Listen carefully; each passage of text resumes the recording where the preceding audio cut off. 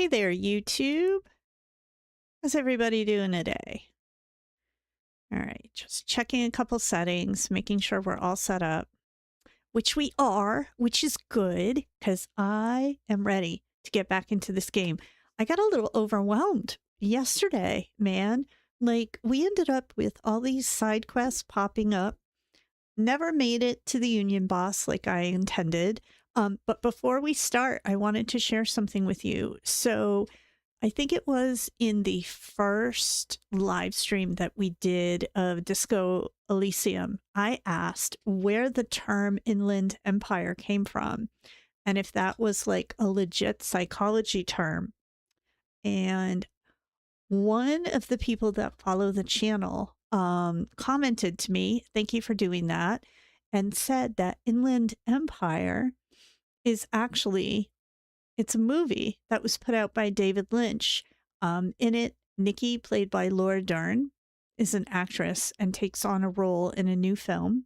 And because her husband is very jealous, her co-star Devin, played by Justin Theroux, gets a warning not to make any romantic overtures, especially since the characters they play are having an affair. And both actors learn that the project is a remake of an unfinished film in which the stars were murdered. So look at that. There's a David Lynch. I keep saying that, like, there's things about this game that make me think about David Lynch and Twin Peaks. That necktie, every time it talks, I think of a couple of different characters in Twin Peaks, I swear. And here we go. So thank you, commenter, for answering that question and letting us know that, yeah, there's a David Lynch link here with this term Inland Empire, which is one of the traits of, I believe it's the psych archetype. Okay. We need to get going, so I'm going to close out of this. Here's the game. We want to be in full screen mode, and we want to continue in the game. All right, so we are back here, which is not where we want to be. It is raining. Okay, so we are going to go over and we're going to do the start heading towards the docks. But before we do that, I kind of want to look at, we've got some clothing items. So we've got these glasses that add 1 logic and deduct 1 authority. So here's something I didn't notice about this game as we were playing it. The different things that we're wearing can either add or subtract from our personality score. So I want to look very quick. Esprit de corps, 1 conceptualization, -1 suggestion, -1 savoir-faire, +1 electrochemistry. What does this add? Nothing. The shoes, 1 composure and -1 savoir-faire. The gloves add +1 interfacing, +1 Inland Empire. Okay, and is that all we have?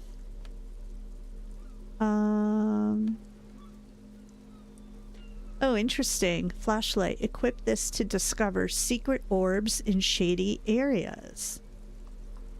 That's interesting. Let's equip that. Where can we carry it? There we go. I'm going to put this away for right now, so we're not walking around with that. So here's what I want to know. Like, do I have to keep wearing these gloves in order to get this interfacing skill? And exactly what is that? I don't recall seeing that. Interfacing. Master machines, pick locks, and pockets. Okay. I'm not so sure we're going to need that, but I could be wrong. But let's take it off for now. Let's see. Anything else we have? A postcard. Boogie Street 46. And we have a handkerchief. Oh, it looks like we could sell this stuff if we wanted to. Interact. Instant photo of tattoos. Okay. All right. So really the only thing that we benefited from is we put on the glasses and now we have an additional logic, but we lost an authority. Considering what we learned about the union, I'm not so sure authority would have helped us anyways. Oh, what's this over here? Goods from the lorry haphazardly litter the surroundings. We have some of those goods. I was hoping we were going to get a tracksuit out of that guy that we talked to last time. We want to work.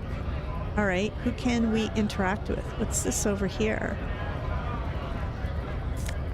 Take all. Yeah. We are desperate for cash right now. Who do you think I should talk to? I guess we'll start with this guy. Bastards! We have a right to work! Scab leader. Okay, so I have not ever worked in a place that provided me with union membership. I believe a scab is someone who will cross a picket line.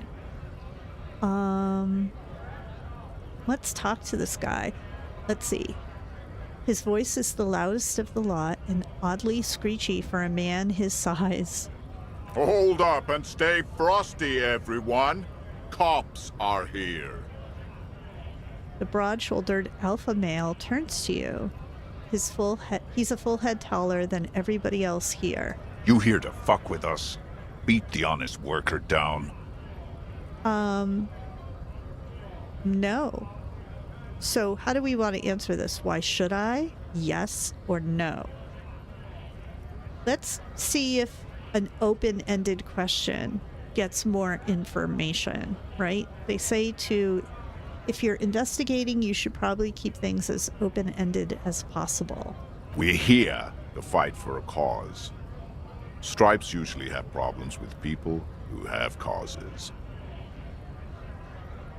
Okay. I don't know what stripes... Oh, I get it. Are we stripes because we're cops? All right, I'm thinking no. We're really not here for these guys. We're here to investigate a murder. Good. We're fighting for a cause here. Right to work! Right to work! Besides, we're not that different. It helps if people see us talking, cops and strikebreakers together. Shows authorities are on our side. Builds confidence. What kind of cause are we talking about?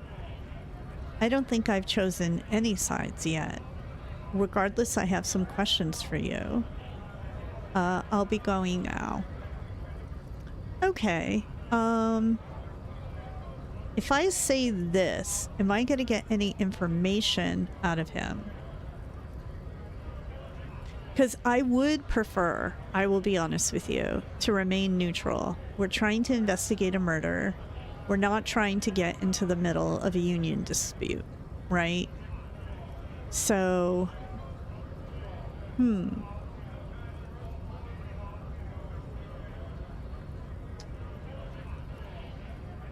let's just try to go straight for the questions. Maybe you should ask them the questions, like why we're not allowed to make a living here.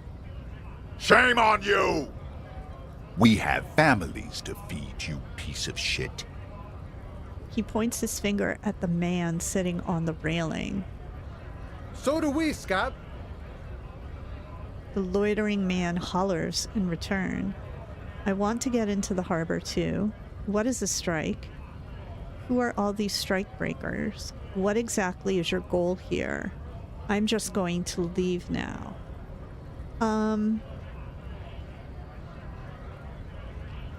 I don't want to, I want to remain neutral. Let's just get some context for why other people are standing around here, so we at least understand the scene and who is in the area. Honest men and women with rights to work, to be useful, not toys for corporate interests. The man runs a hand through his steadily graying military haircut. We came here to help the harbor run smoothly in time of crisis. If Union fucks don't want work, they ought to let in those who do want work. So I'm from New England, and I like the way he said harbor. I have a question. Why do all these men follow your leadership? You think they follow because I'm big and loud? No. They follow the rules of the market, the rules of the economy, because they were Given a job to do! Okay. I think that was an interesting question that Kim asked, because it's kind of a provocative question, right? And it's kind of passively challenging this man, and I'm surprised that Kim would do that. I would expect him to be, like, not standoffish, but cautious in how much he challenges these people. I don't think Kim is pro-union at all. Let's ask what the goal is. We were promised work. We'd be in there, working, if the bastards hadn't shut the gates. Okay. The physically impressive man tower has turned his attention back to the gates. He ignores your presence. All right, we're gonna leave now. Who is this person on the railing? That's this guy here. Can we go talk to him? Scab?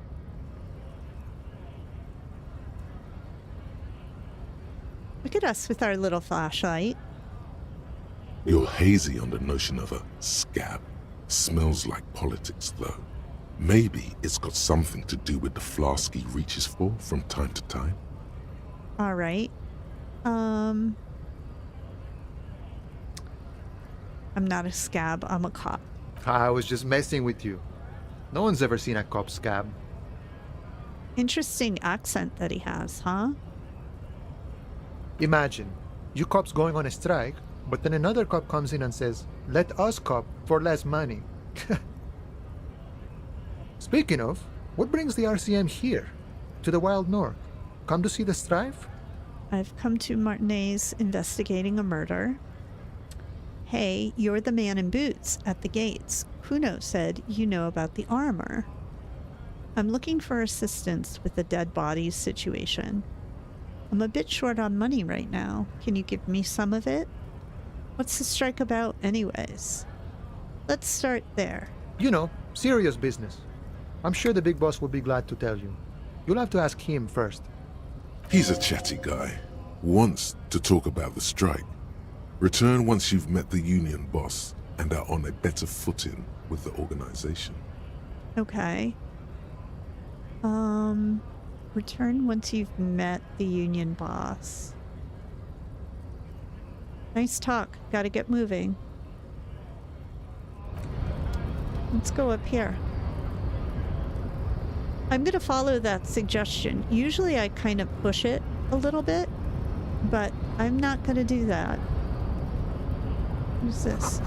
A notice. In case of a strike, press button behind guard. A hermetically sealed door, locked by electric means. There's no lock picking or door kicking this one. It's over here. A person. Can I talk to here?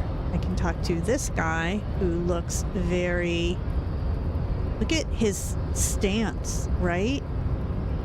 Not soft and weak like other men. Should we talk to Kim first? Yes. Nope. Okay, that's not an option. So I guess we'll talk to this big brawny guy who's looking so imposing. Your body betrays your degeneracy. Interesting. That's a way to start a conversation. Yeah, Measurehead. His body totally betrays his degeneracy. The young woman at the giant's side agrees. Is that her right here? Measurehead. That's quite a name. It's actually kind of a cool, like, name if you think about it, as far as a nickname goes. Let's see. Say nothing. Size him up first. What do you mean my body betrays my degeneracy? My body does not betray my degeneracy.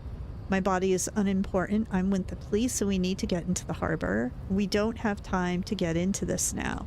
All right, so let's strategize a little bit. Right now, my first instincts are pointing me towards number one because this guy led in immediately in the conversation talking about body, which leads me to think he values physical strength, and maybe fitness too. He looks fit. So maybe if I observe him and size him up first, that will signal to him that I'm impressed with him in some way. Maybe. And then go into number two, where I ask for clarity on that. I don't think number three is the right approach. I don't think my immediate response with him should be a debate because, yeah, I don't think that's the way to go. I also think number four is it's rushing things. I feel like we need to warm up to him in this conversation somehow. Let's try one. Are you admiring my morphophysiology? See? A ripple of muscle passes underneath his skin. He lets you look. It must be frightening to stand in the shadow of this racial pinnacle. No. Be calm, Sandwich. You are not in danger because you are not a threat to me. Ham Sandwich is funny. And yes, we are not a threat to you. He's enormous. We don't have any physical strength, really. Puff out your chest, still say nothing. No. Although that might make him laugh. And laughter can sometimes lighten things. What do you mean my body betrays my degeneracy? My body does not betray my degeneracy. I still don't think that's the right approach. My body is unimportant. I still don't think that's the right approach. And no, we're not walking away this early on. Okay, so we can either try number one, which I don't know if that would be construed as comic relief. That's how I would want to play it, but I don't know. This seems to be a topic he likes because he led with it. So why don't we just ask him? You have succumbed to Al Ghul. Al Ghul. His face contorts in disgust as if he were smelling a dead rat. You reek of it. An invisible sword of Al Ghul emerges from your throat. You cannot see it, but others can. It is making the woman in my company sick. It's interesting how his pants are kind of a little low, right? He really prides himself on his physical prowess, for lack of a better way to put it. Wait, Al Ghul? Smell your breath. Kim, is it really so bad? You're right, I'm an alcoholic, and I need that dead body to no longer be in the tree. I don't have a problem with Al Ghul. I just drink a little on the weekends. Enough. I need you to take down the dead body or let me in. 5 isn't going to get us anywhere. 4 is a lie, and I don't think we should lie in this case because I think people can physically see what a mess we are. So that just isn't going to buy us any credibility. So do we either admit right out of the gate what we are? Do we try to pull Kim into the conversation? I'm actually tempted to do that because if Kim agrees with him in some way, it could also lead to credibility for Kim. Because do we need to just get ourselves to pass whatever test this is? Or do we need credibility for both ourselves and Kim? Or do we just keep asking questions and letting him talk about what he believes in?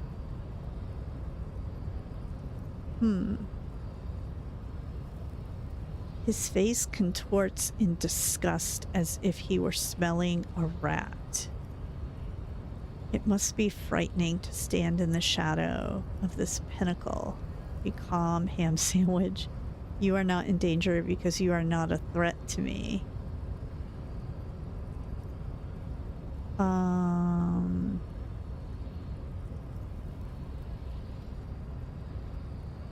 Or would he not like if we ask him for confirmation, like we don't believe him?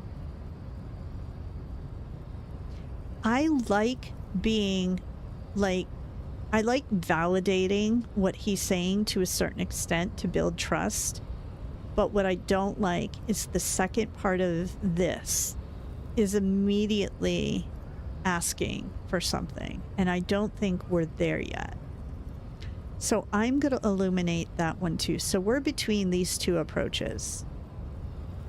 I'm going to go with number 1. Yes, Al-Ghul. He means alcohol. Oh. I doubt it. My microcephalic race servant. Oh, wow. That's something.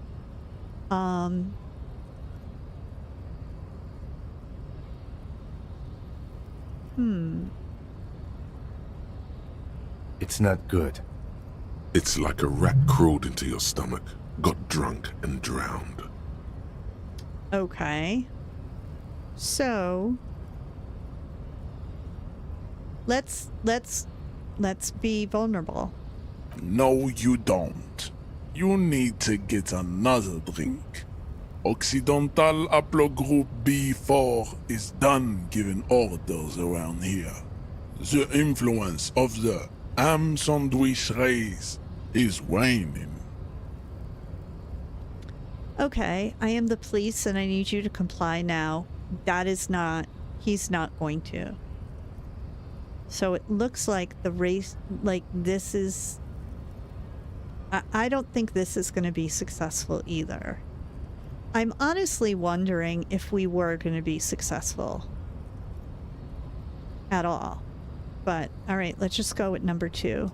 Begging for help. Attempting to pass fear for cooperation. How far the Occidental Haplogroup has fallen. You were once a noble and powerful race.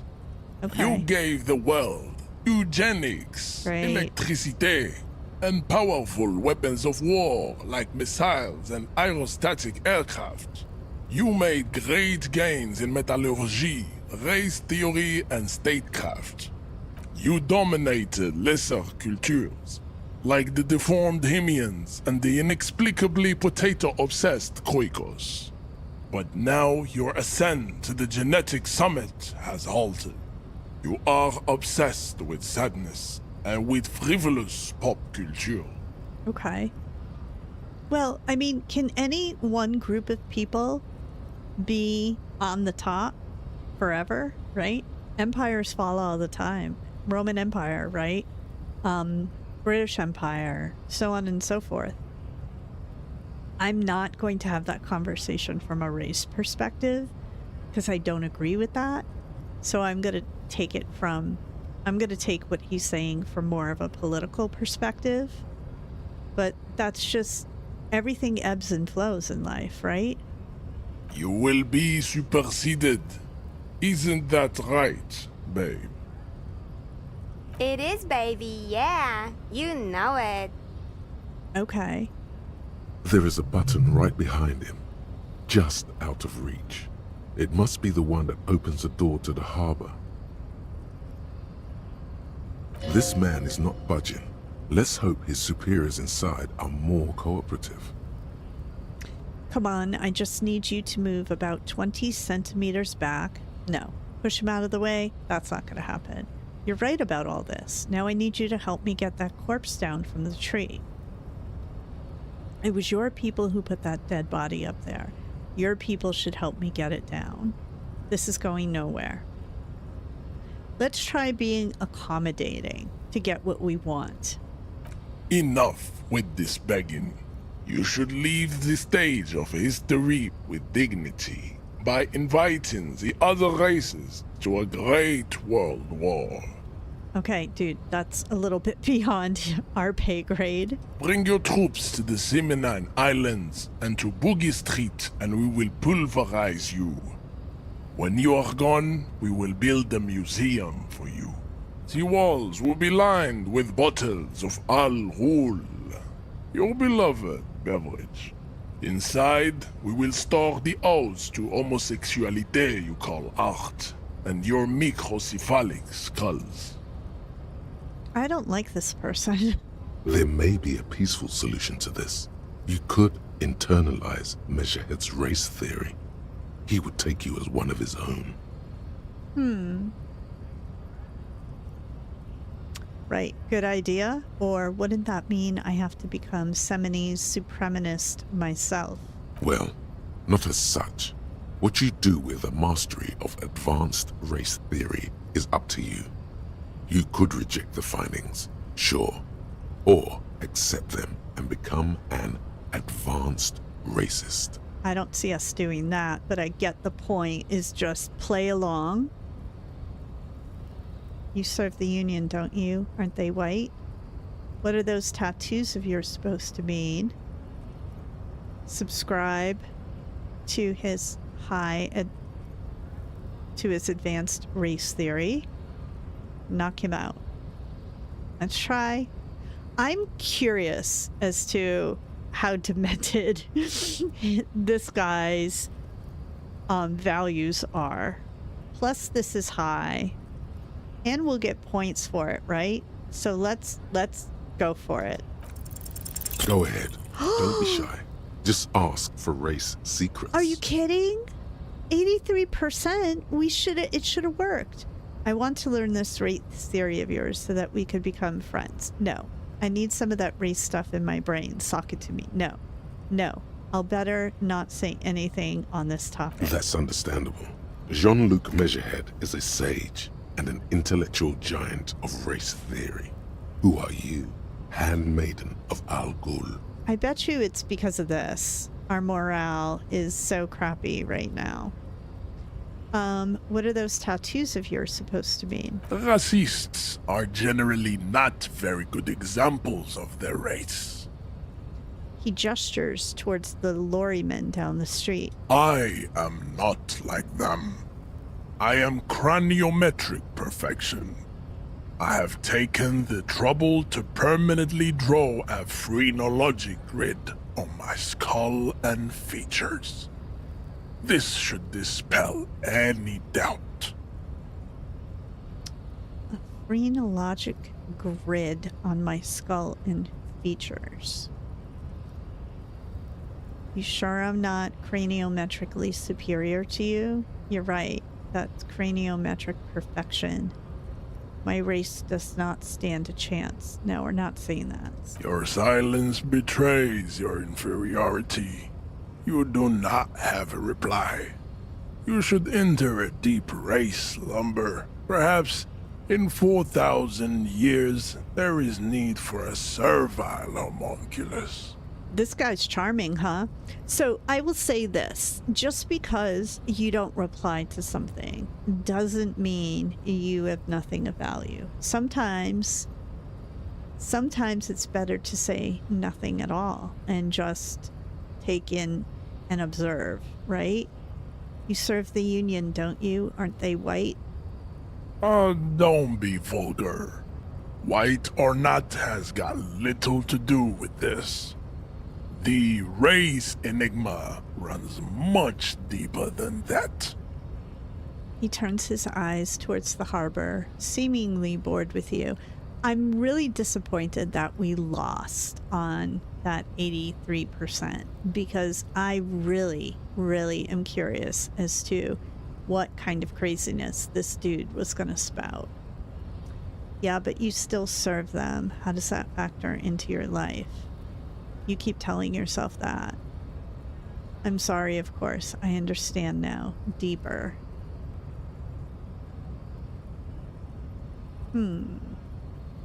I don't see how one or two are going to get us beyond him.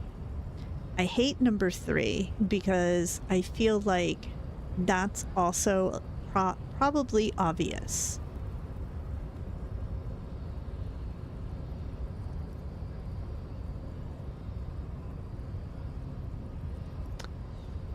Let's just go with 3. Oh, you know what? This could be sarcastic. Now that I'm thinking about it. Mr. Clare is a man of vision and means. He has the will to confront international capital. Something your race, naivistic communists, never did.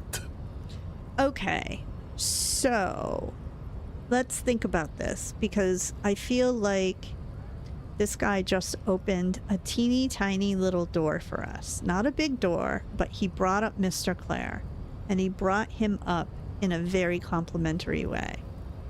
So, how do we play this? So we could claim to not be a communist. Communism is pretty cool. I don't think that's the right answer. Individualism is my jam. I don't know that this crowd would believe in individualism, or that he would. Because he's very judgmental, right? My jam is a mysterious 4th thing. Enough of this. So I think it's either 1 or 4 that I want to go with.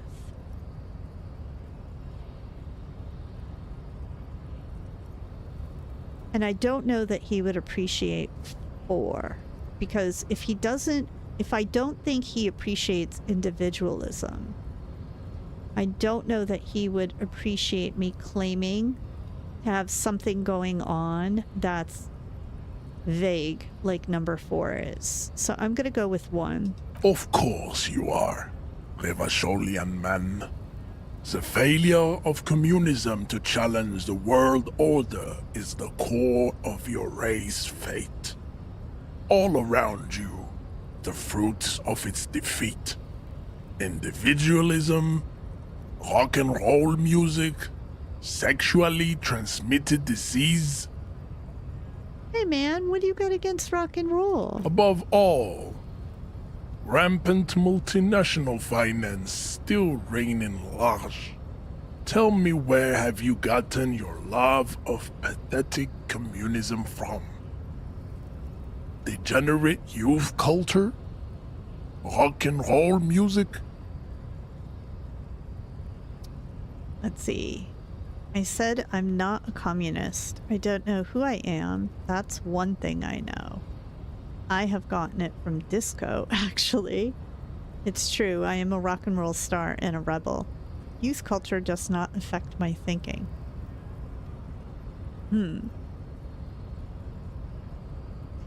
So, I like how funny number 2 is. But I don't know that being funny in this moment is the right move, because if he thinks I'm not taking this seriously, he's not going to take this seriously, right? This is a conundrum, chat. I'm curious what other fans and you guys think of this particular character we're dealing with. I think I'm going to go with number 1 because it again is affirming something that he finds to be a negative, but it also has a bit of vulnerability about it. Stop explaining yourself. No one cares about your beliefs. The conversation has moved on. Tell me, what degenerate subculture has made you dress in this shameful way? I have gotten it from disco, actually. Yeah, I mean, he's wearing pants that are flared at the bottom. That's very 70s disco. Let's just go with that. Offshoots of the Seminoles people invented disco while having sex under the influence of cocaine. It is a shame upon my race. But what is done is done. Okay, that's not too terrible of a response. I am not surprised you enjoy it so much. This has happened to many of the side products of the inevitable cultural victory of the Seminoles race. So, okay, I feel like the Seminoles have come up a couple times for us. Oh,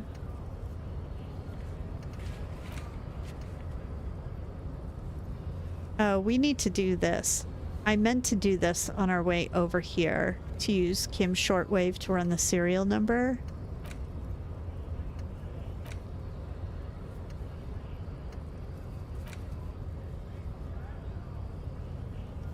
Okay.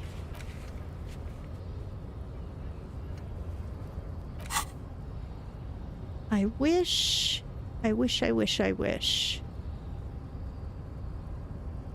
that we had taken some notes. Okay, I'll ask, who are the Seminoles? I really don't know who the Seminoles are. I've recently experienced head trauma. Wonderful, I need to enter the harbor now, or you could take the body down yourself, maybe. Wonderful, we're done with this line of inquiry. These both, I don't want to be dismissive of him.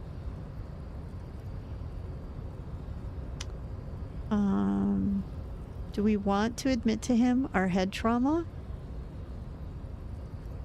I don't want to ask question 1, I don't think, because I don't want to give it off like I have absolutely no concept of his cultural background at all, without a very good reason for that.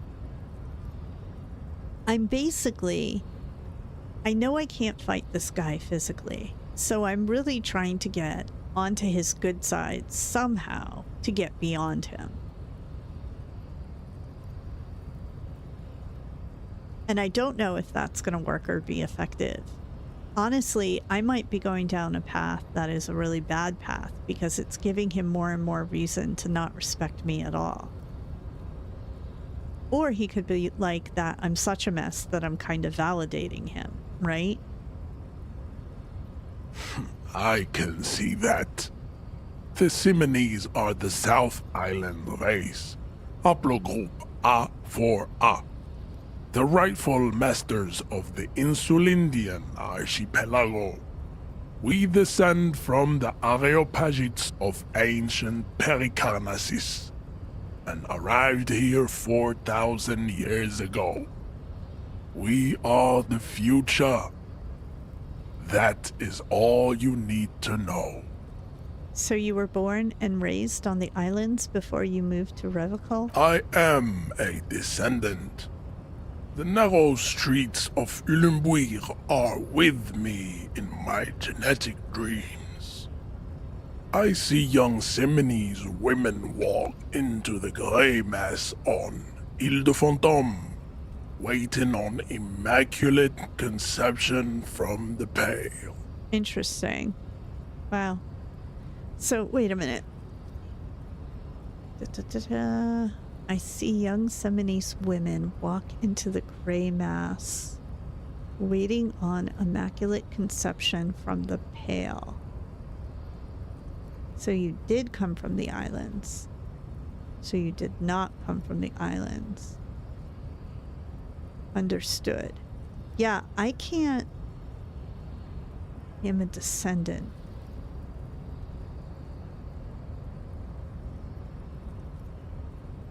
So if somebody asks you if you were born and raised on an island and you reply, I am a descendant, oh, are with me in my genetic dreams. So you did not come from the islands. No. I have heard about it on the radio. So you're not really Seminoles. You're just from Revachol. Yeah, I don't think he wants us to point that out, so we're just going to say cool. Yes. This could have made him more open to discussing the race enigma with you. Subscribe to his advanced race theory. We're doing this, and so help me, if we don't get it right this time. Ask what kind of races there are first. Classification is Finally. core to this stuff. Finally. I am really curious if I'm actually playing this right, guys. Because I don't know if I am.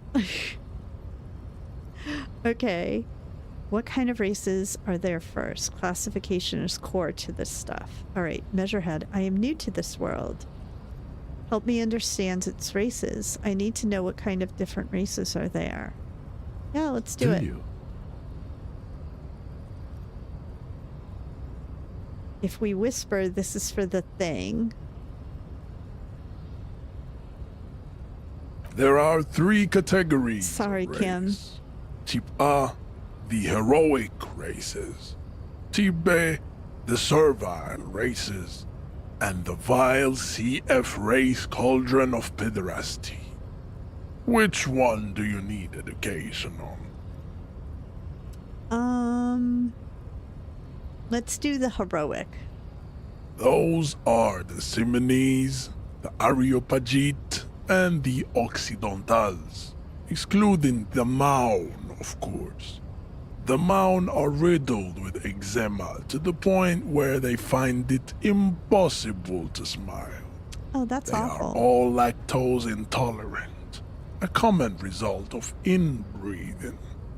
So I picked type A because he said they were the heroic races. And what I'm trying to do is avoid getting into anything negative. Partially because I'm self-conscious about Kim and his opinion of this situation, but partially because I'm trying to not go down this negative path in the conversation. A receding genetic pool has led the Maun on reprehensible street parades. In Maun cities like Stadskanal and Vredefort, wearing wooden clogs on their feet and little green tassels on their hats. Okay, a receding genetic pool.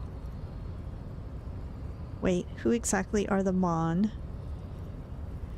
All right, we're not going to ask this because he's already turning into a negative Nancy on us, and we want to try to keep it positive so that hopefully when we finally ask him to let us in, we're already have built up that kind of vibe, right? I don't even know if this kind of psychology works, guys. So, all right. Who are the type A then in your view? It's so hard.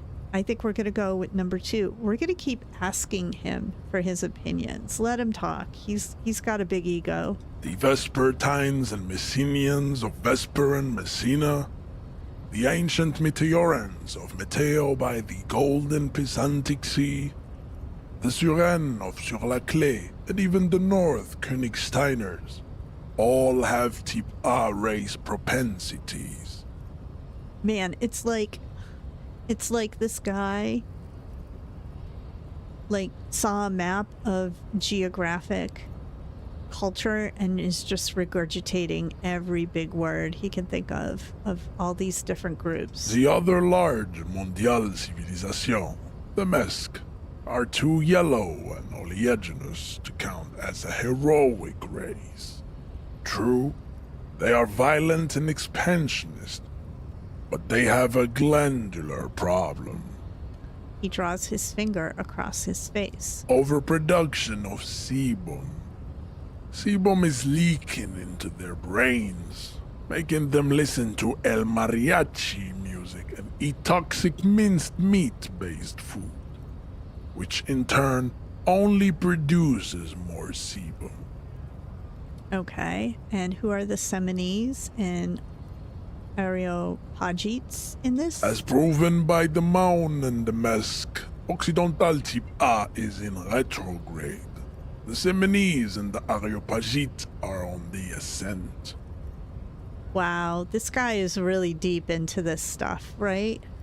And the Seminese are? The indigenous people of this, the Insulindian archipelago.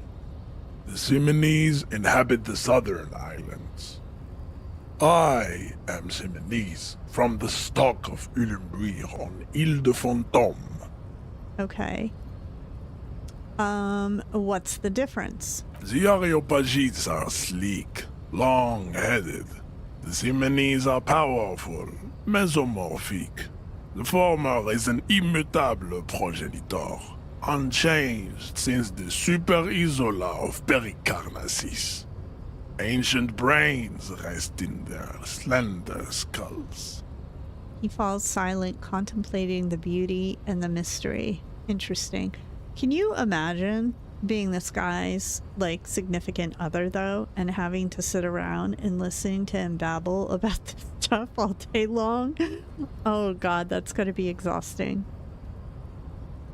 The latter is perfected and adapting. Together they form the Simeno-Areopagite, or Simeopagite super race. That is all. There are no more type A races in the world. Okay, then. Nature was not capable of more. Yeah. Type B. The vile CF race cauldron of pedestry, please.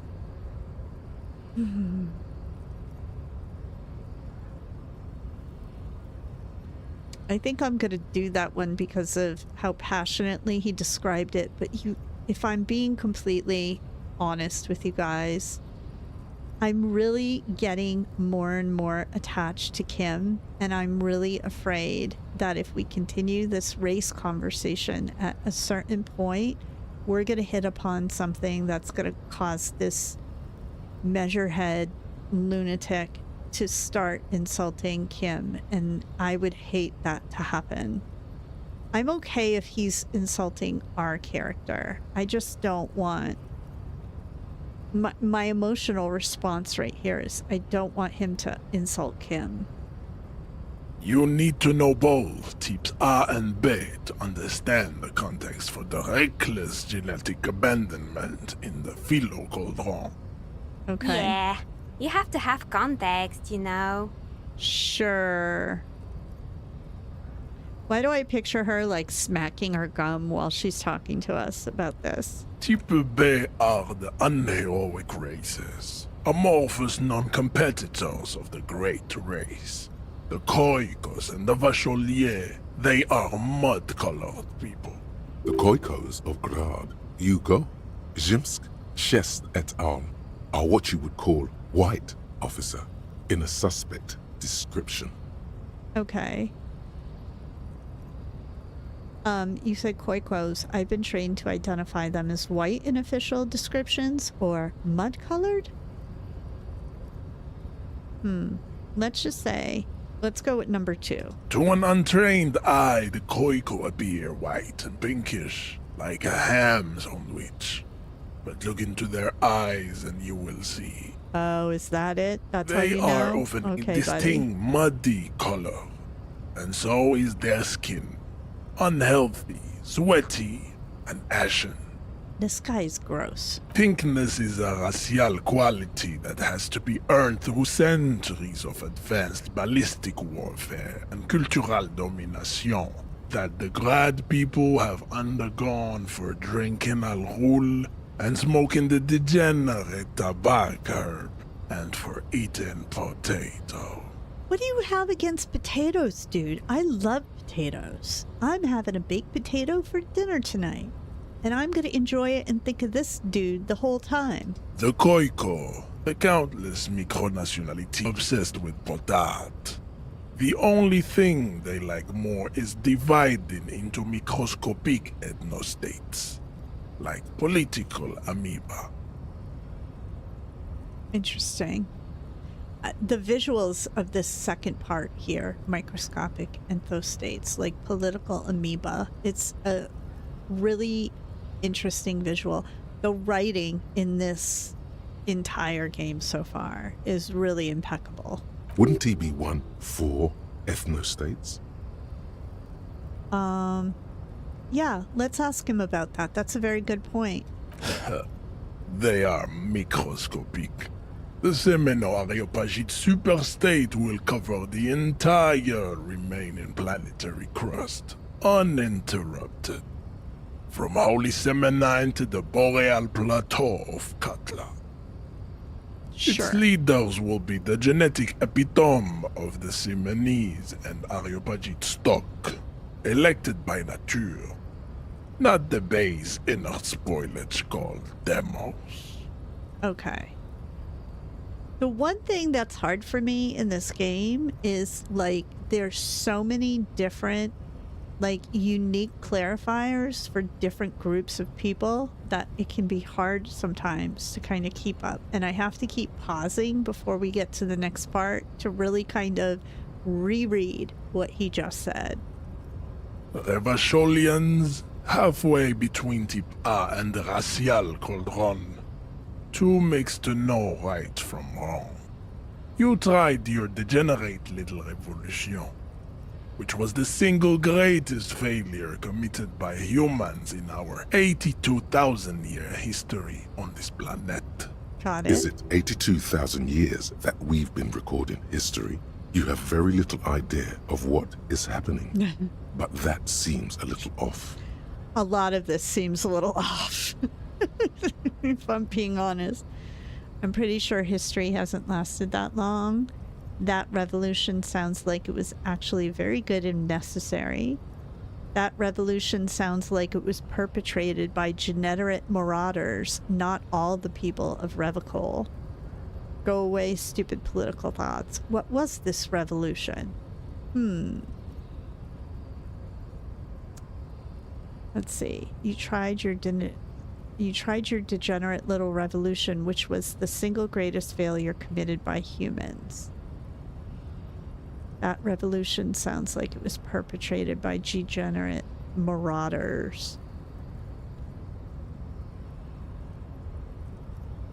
I'm gonna go with that one. The revolution came to Ravachol from Grad in Zarath-ridden potato carts. It is literally an illness, a prion disease that leaves the parietal and frontal lobe ridden with holes. A soft, sponge-like mass of dementia, hallucination, and paranoia. Sure, buddy. Yeah, that's it. It's prions from the potatoes. The revolution is fatal familial insomnia. A hereditary prion condition passed from the Khoikhoi to the Occidentals. But not sexually. Probably through trade routes and potate acid, the prime component of the potato plant. Okay. Enough of Tibet mediocrity. Thank you. Let's move on. We're almost done with this. Tips CF are a museum of failed chimeric experiments and tragic maladaptations. They are tortured creatures waiting to be put to sleep. Your morbid interest in them worries me. Yes, better not go into it. It would be cruel to entertain ourselves with their deformities. Were there any able-bodied races you needed education on? No. Now that we've been through all the types, do I understand advanced race theory? He's gonna say no, is my bet. You understand nothing. See? To solve the great race enigma, you have to first ask yourself, what is the race enigma? Of course. You have not even worded the mystery, let alone solved it. Here we go. You know? Yay, circular logic. Will you help me get that body down if I do? How do I word the mystery? On second thought, I don't have time to get any deeper into this stuff.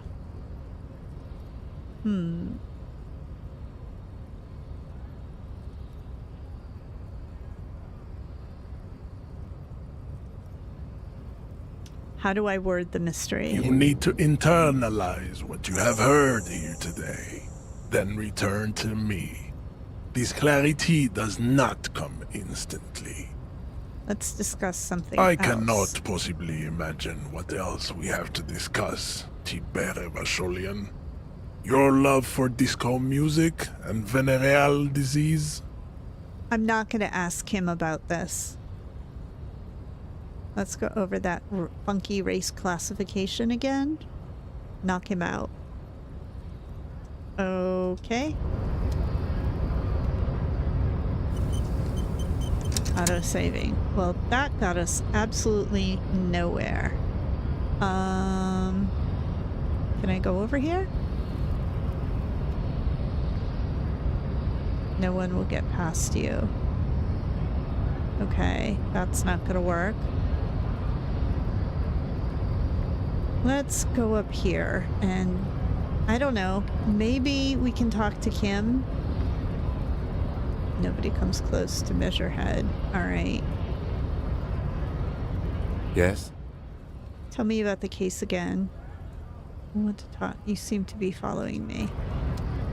All right. Where are we right now? What is the race enigma? Put the advanced race theory idea into a free internalizing slot in your head. If there are no free slots, free one up. Then pass some time, and when it's internalized, return to Measurehead. This is how thinking is done. Okay.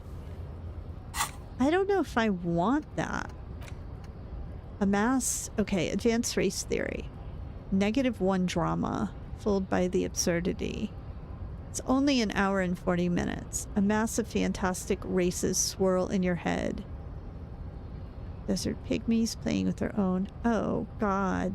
Everyone is there, the whole race gang, plus some that you may have come up with yourself. So what I don't understand here, what's not really entirely clear to me, chat, is if I were to internalize this, does that mean I'm going to believe it?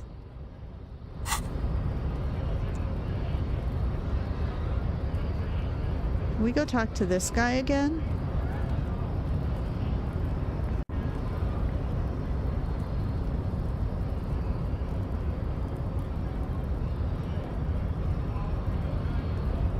Hola, Wandering Man. How can I help you? I've come to Martinaise investigating a murder. Hey, you're the man in boots at the gates. Kuno said you know about the armor. I'm looking for assistance with a dead body situation. Let's start there. Body still hanging in the tree? Hey, that's a rough pickle. Can't help you with that, sorry. I'm not really an admirer of dead bodies. Might be someone else from the Union can render assistance. Does this mean you can let me through the gate? I don't operate in that capacity. I'm not a granter of passage. The passage grants itself. Okay. If it's all so simple, why don't the strikebreakers just go up the stairs? That simple? I just walk in? Aye. Walk right past Measurehead and go in. Measurehead, I think I met Yeah, him. the 2.5-meter tall Semenese supremacist up there. Walk right past him, Right. then press the button to unlock the door, Uh-huh. then go past him again, Okay. and you enter the arbor through the office. Está. So you're saying it's actually quite difficult? Or, got you. I think I have some questions for you first. Don't worry, I'm sure it's not completely impossible. For example, you could best Measurehead in a physical confrontation, No, I couldn't. or you could convert to a Semenese supremacist worldview. Or, maybe it actually is completely impossible. Has anyone here ever bested him in a physical confrontation? Has any of the scabs tried converting to his worldview? Got it. Another thing. Let's ask about physical confrontation, just in case there's something I'm missing about him that's a weakness. Not yet, no. He's incredibly strong. Well, that line of investigation took me all of 5 seconds. Oh, it's snowing. How nice. Let's talk about the scabs. Jean-Luc himself would say the philosophy has proven overly heroic for the scabs to convert to. Not enough intuition. Oh, we have intuition. Got Sure. it. You're the man in boots at the gates. Kuno said you know about the armor. The little boy had it good on his promise. His promise? To get me into trouble. To sick the pigs on me, pardon the choice of words. Not mine. What happened? I was asked to look into that armor situation. Official Union probe, Track it down, see who took it.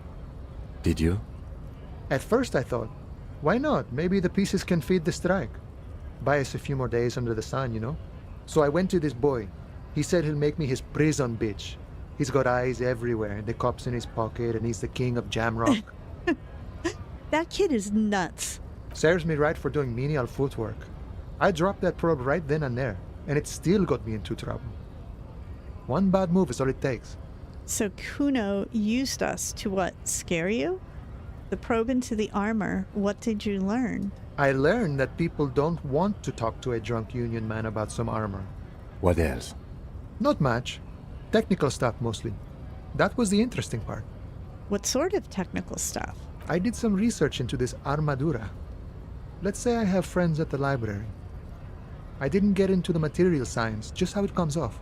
Okay. How does it come off? In parts. 4 in total. The helmet was the first to go. The kid says he tore it off and kicked it into the sea. I believe him. The boots were still on the guy last I saw. Too hard to remove. So, as I count, there are 2 parts missing. The gauntlets and the cuirass. This is where I left off. Too much hassle. More like a job for some militia. Okay. Hold up. 4 pieces, helmets, cuirass, gauntlets, boots. What about the leggings? I'm going to find 1 piece of it. 1 is enough. That's weird. I'm ambitious. I'm going to find all of it. All the pieces. Actually, I may have better things to do too.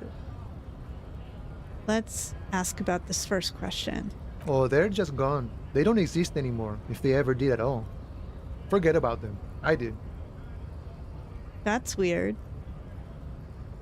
Is he lying to us? I think he's lying to us, but then I'm going to tell you right now, chat. I feel like everybody is lying to me in this game, except maybe Kim. Okay. Let's see. I'm going to find 1 piece of it. 1 is enough. Nice and balanced. Some junior officers can take care of the rest. Oh. Smart choice. It's only that one spot you need armored too. The one the bullet hits. Good luck if you go for those boots though. You'd have an easier time wresting the spurs off a boyadero than getting them off him. So Kuno used us to what? Scare you? It's a minor nuisance. It's all good. Thank you. No problem. If you see that kid, thank him from Call Me Mañana. Thank him for showing me the way. He is sincerely grateful. He is not tracking down pieces of armor right now. All right. I've come from Martinaise investigating a murder. Murder, huh? That sounds like a lot of hard work. You'd never see me investigating a murder. It's actually very fun and easy. You're right, it's almost impossible. I'm 91% sure I'll never get it solved.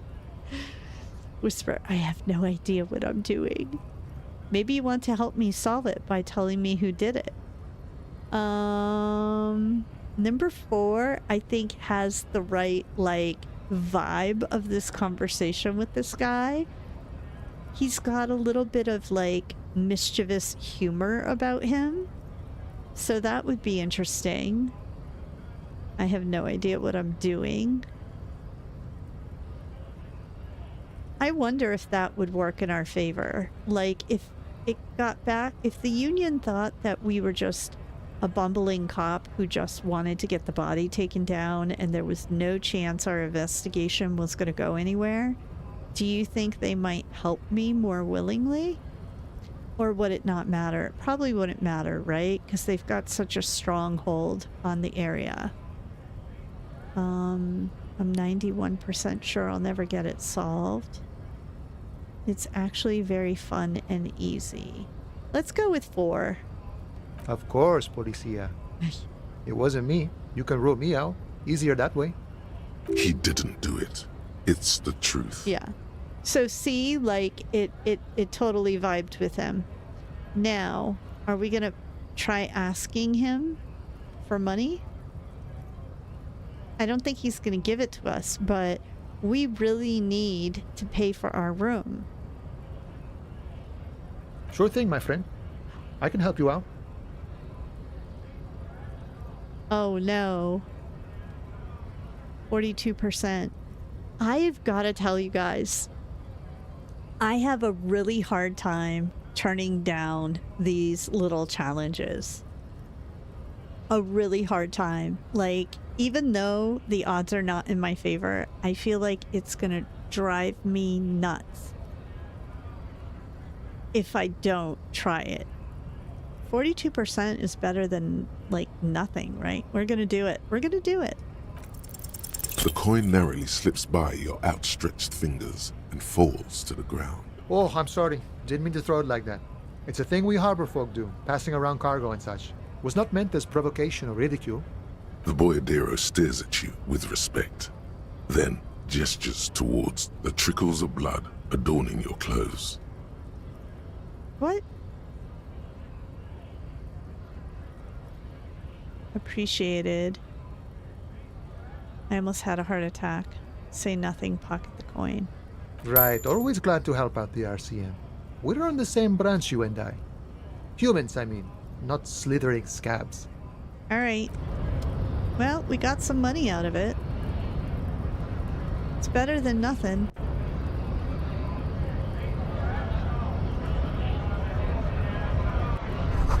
It says GRIH. The Greater Revocol Industrial Harbor. Alright, there's nothing for us here. I think we should go back to his car and try to call in that serial number. Wait, where am I going? I'm going the wrong way. Ooh. Where the heck did I just end up?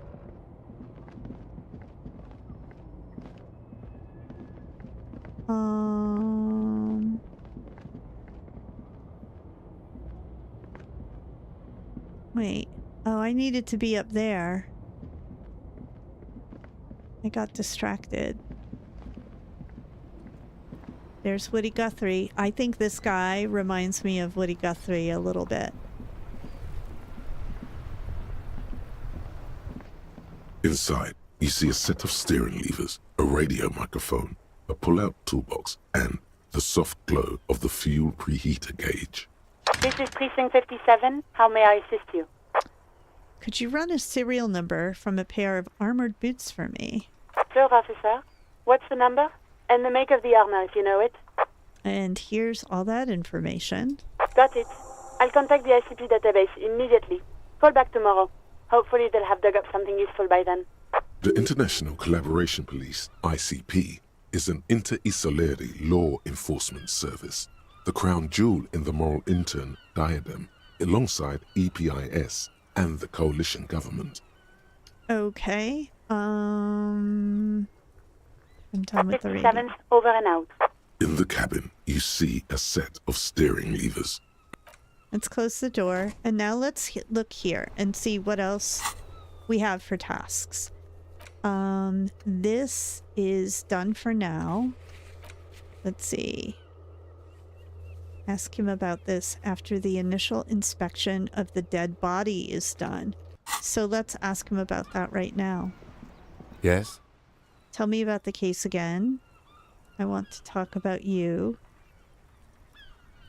Me? Yes, you. I don't see how my life is pertinent to the investigation. We'll work better together if we have more rapport.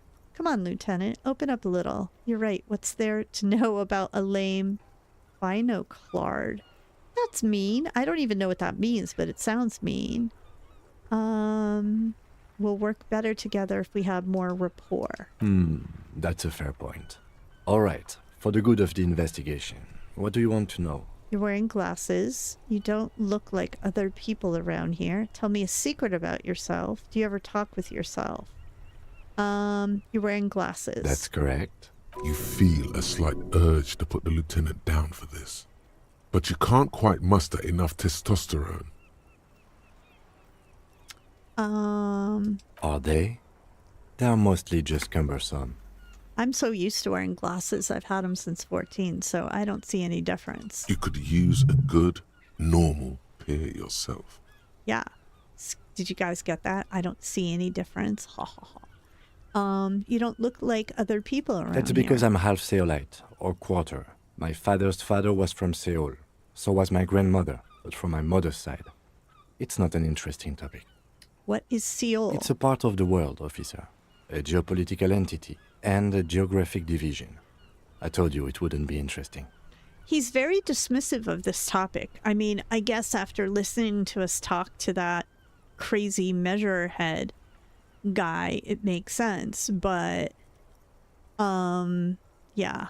Seoul is a protectionist, isolationist, pan-Isolari state west of the Insulindian Isola.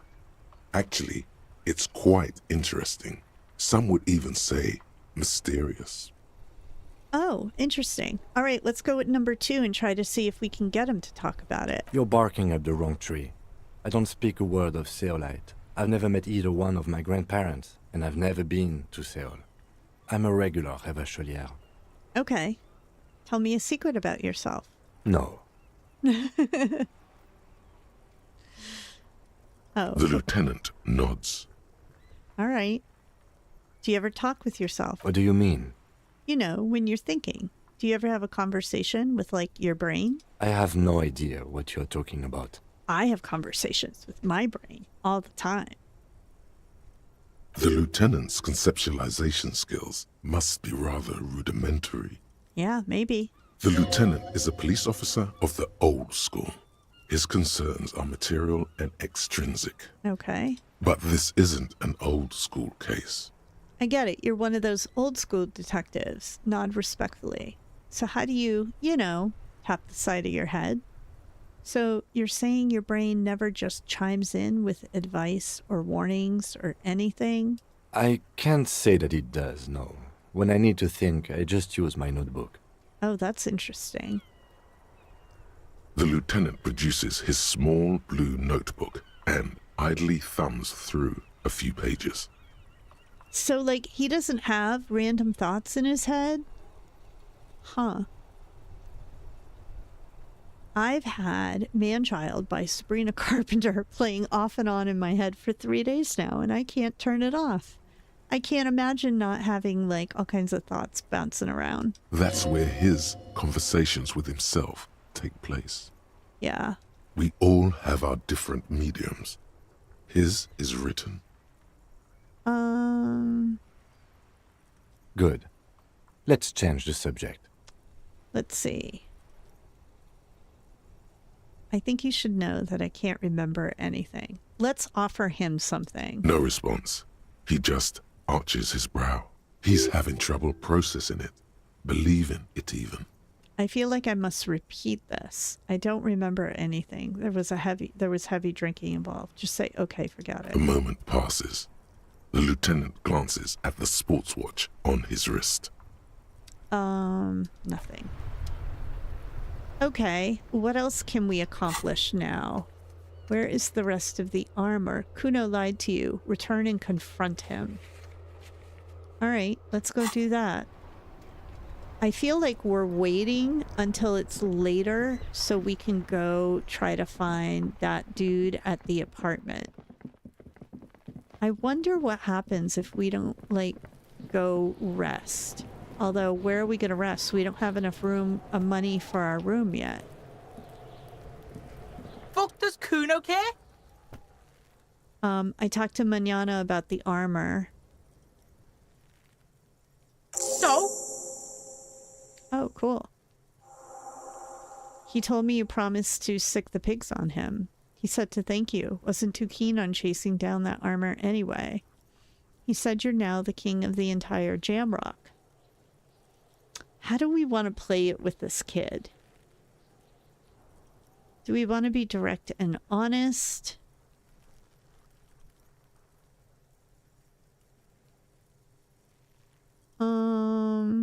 Let's go with number 2. Fuck, okay. Kuno's a giver like that, yes? Oh, he's slightly confused. Kuno sent your fat ass running around like jello! Look, pig. Kuno sent you to rough some people up. Kuno played you. That happened. Now you and Kuno should move on. Whatever, kid. What is this? Trying to be cool with your new asshole? Kuno was just being nice to you. You got fucked bad. Now limp the fuck out of here. After this shit, you better have something real interesting to say if you want to stay in Kuno's face. Yeah, real interesting. Let's see. I gotta ask, who's Kuno? Kuno's Kuno, pig? The boy points to his chest with both thumbs. It's always Kuno, never I.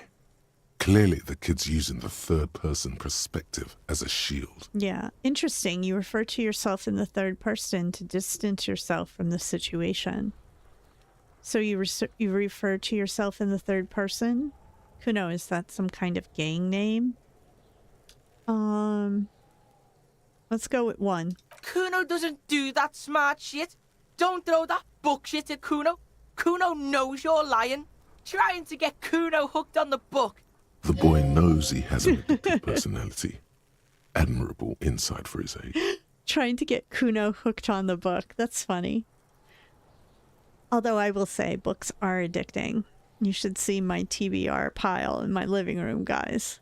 Watch out, Kuno! He's trying to fiddle you! He's gonna put his hands on you! The thing behind the fence starts squealing, shrill and violent like a fire alarm. Help! Pig's got Kuno! Help! Rape! Oh, I don't like that. The sound gets louder as the child shouts at the windows overlooking the yard. Help! He's got the Kuno, help! I'm not doing anything, see? Just answer the questions.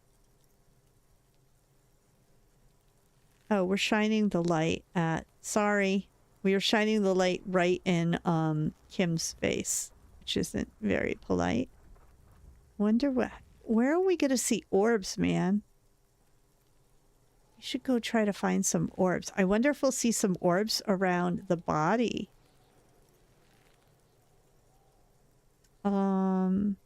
Sorry.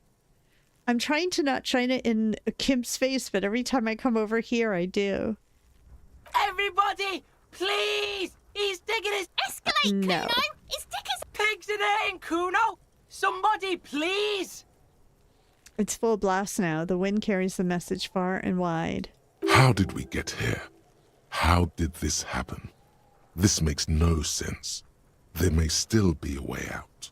Just appeal to his reason. Be logical. What is this sick charade? Who put you up to this? Are you high right now? Physical instrument. No, we're not harming a child. Don't punch him. It's a bad idea. Look. For emphasis, a ghost is saying this. A shit-eating psychopathic ghost with an ace up his sleeve. I know you wanted to hit me. You got that I'm gonna fuck that Kuno up look that Kuno's dad gets. The murder look. Aww. The rage look. Relax. He can't read your mind. He doesn't know you were thinking that. Yes, but I didn't act on it. It was just a fantasy. Yes, how do I get back to it? I want to go back to that thought. How do you know that? You can't see inside my head. Can you read my mind, Kuno? Okay. It was just a fantasy. I know what you thought. I'm gonna fuck that Kuno up. I'm gonna shut that shit down. You know what? You should have, because now you're nothing. You're a joke to Kuno. Kuno laughs at you. King Kuno! Kuno turned you into his prison, bitch! You're gonna be in this shit with Kuno! Right. No, you're not. We can just leave. Bitch, you're gonna be in this shit with Kuno forever! The pipo-headed critter doesn't let him finish. A peepo is a type of hat, by the way. Okay. Nice peepo. Whatever. I had some questions about the crime scene. Let's compliment the hat. You don't talk to me about my fucking peeper! You don't know where I come from! You just Kuno's bottom bitch! Wow. Whatever. I had some questions about the crime scene. Okay. Kuno is kind to his bitch. Ask your questions, but remember, this changes shit. Click, click, click, click! Okay. I want to let's see. Empathy. No. I want to discuss the body with you again, Kuno. I have more questions about the crime scene. We already said that. The fuck about it? Do you know how it got up there? Probably climbed. Kuno was busy down the road when that shit went down. You heard Kuno? Kuno wasn't even in Martinaise. Kuno wasn't in Revachol. Kuno wasn't regional. So I'm going through these questions again just because I was curious to see, like, as you move through the game and you learn little things, do answers change? I don't know. Some fucking Mesk or I don't know. Some other place. Night City. Kuno was in fucking Night City. There is no Night City anywhere. That sounds like the name of a city in some pulp science fiction novel. Yeah, that's a fictional city name. Why you gotta be riding Kuno's ass? You haven't been where Kuno's been. You haven't been in Kuno's head. You wanna know where Kuno was? You wanna know what Kuno's been fucking up to? Oh, don't tell him that, Kuno. It's lame. It's not fucking lame. Kuno's building Kuno's city. Night City. Rage City. The City of Rage. That's it. And it's not lame. Lame. That's the name of Kuno's city, bitch. Get the fuck off Kuno's back. This shit ain't about that. What does that mean? Is he building like a fort or something? It's impossible to deduce what it is about, at least for the moment.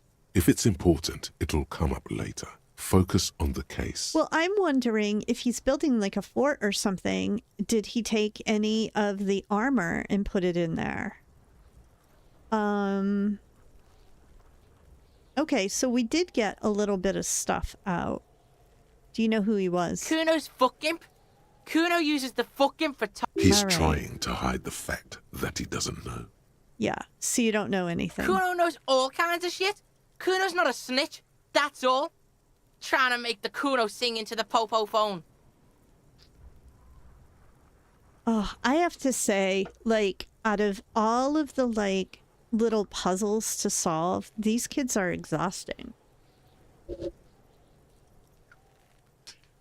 I have a hard time believing that they would be so centrally located around the body if there wasn't something for us to get out of them.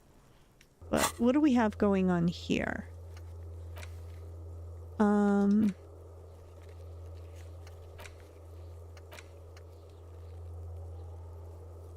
So I don't understand, like, why this isn't done. Like, we tried to just accomplish this and it just got us nowhere. Access the harbor. We can't do that. She lives inside a chimney.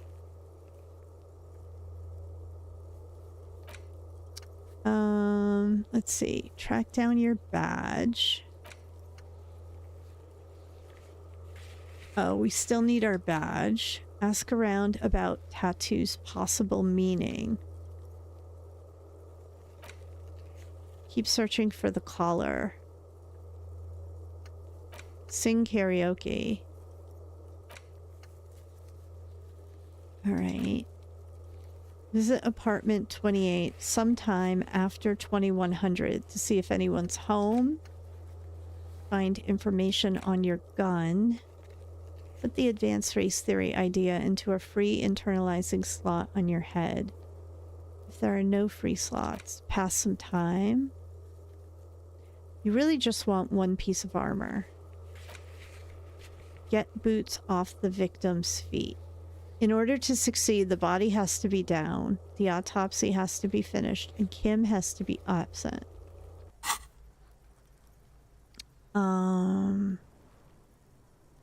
Okay. You're testing Kuno. Get lost. Yeah? The kingdom of Kuno? The fuck do you here want we with go. We found something new to ask him about. I was wondering about that trash container. Don't be wondering about Kuno's shit, pig. I got a very strong hunch there's something of importance in it.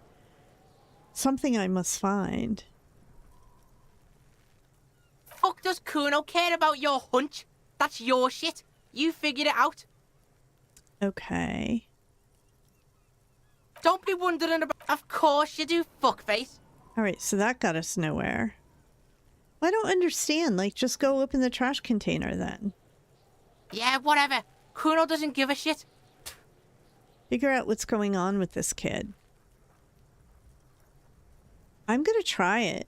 Like, I know this is like probably no way it's going to happen, but... He's on your crime scene, Yeah. bossing you around. And he's been here for some time too. This is where he hangs out. You have to get more out of him. He could be useful. Okay. Hey, Kuno, think you can turn the Kuno down for a moment? Let's talk like normal people. That's not going to work. Kuno, listen, I know this boundary pushing thing is new to you, but it's old news for us grown-ups. You must have seen all kinds of things throwing stone here. Want to help the RCM bust a murderer? Kuno, City of Rage, Night City, what's going on there? I'm intrigued. No! The evil shit behind the fence hacks like she's coughing up a fur ball. I told him about it and now he knows your name! This city is not fucking lame. You are lame.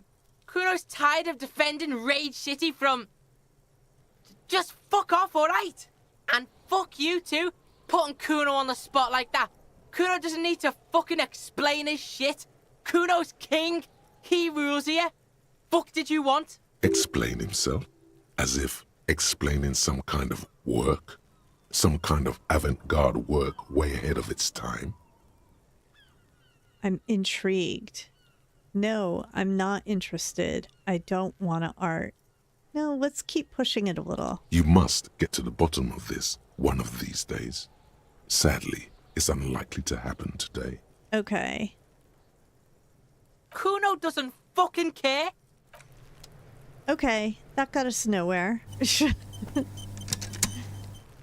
Oh, these kids are maddening. Maddening.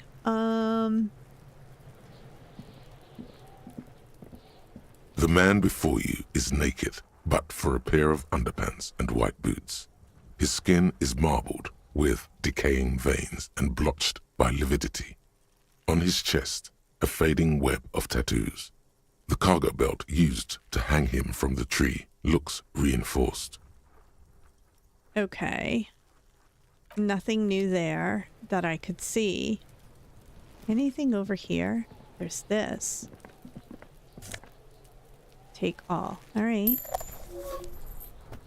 And there's this over here. What's this? This winch mechanism has been oxidizing for some years. Okay. An inconspicuous pile of the roofing material, Eternite. Why am I looking at this pile of roofing material? What is this? It's nothing. Someone just left some roofing material slanted against an old shack. Perception. Because it's nice and orderly. Well-laid pallets. Easy on the eyes. Rhythmic pattern. Calms your Field mind. morale. Mammals like this stuff. Okay. No. There's more to this. You get this strange feeling. Oh, what feeling? Hard to say. It's gone now. Feelings pass, you see. Especially the small ones. Interesting. All right, what else do we have going on? I don't think I can see that. But what's this over here? Can I come around this way? No. How do I get in here?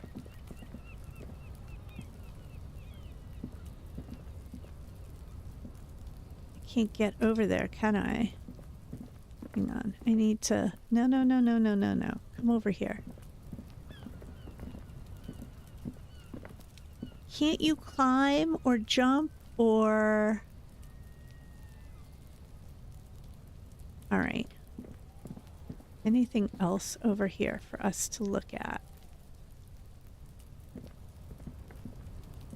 I can't get over there either. An inconspicuous... Yeah, this is locked. Okay. Dang it.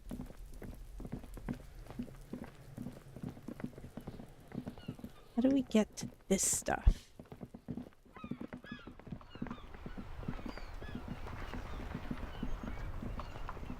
It's like down here somewhere. Like in there.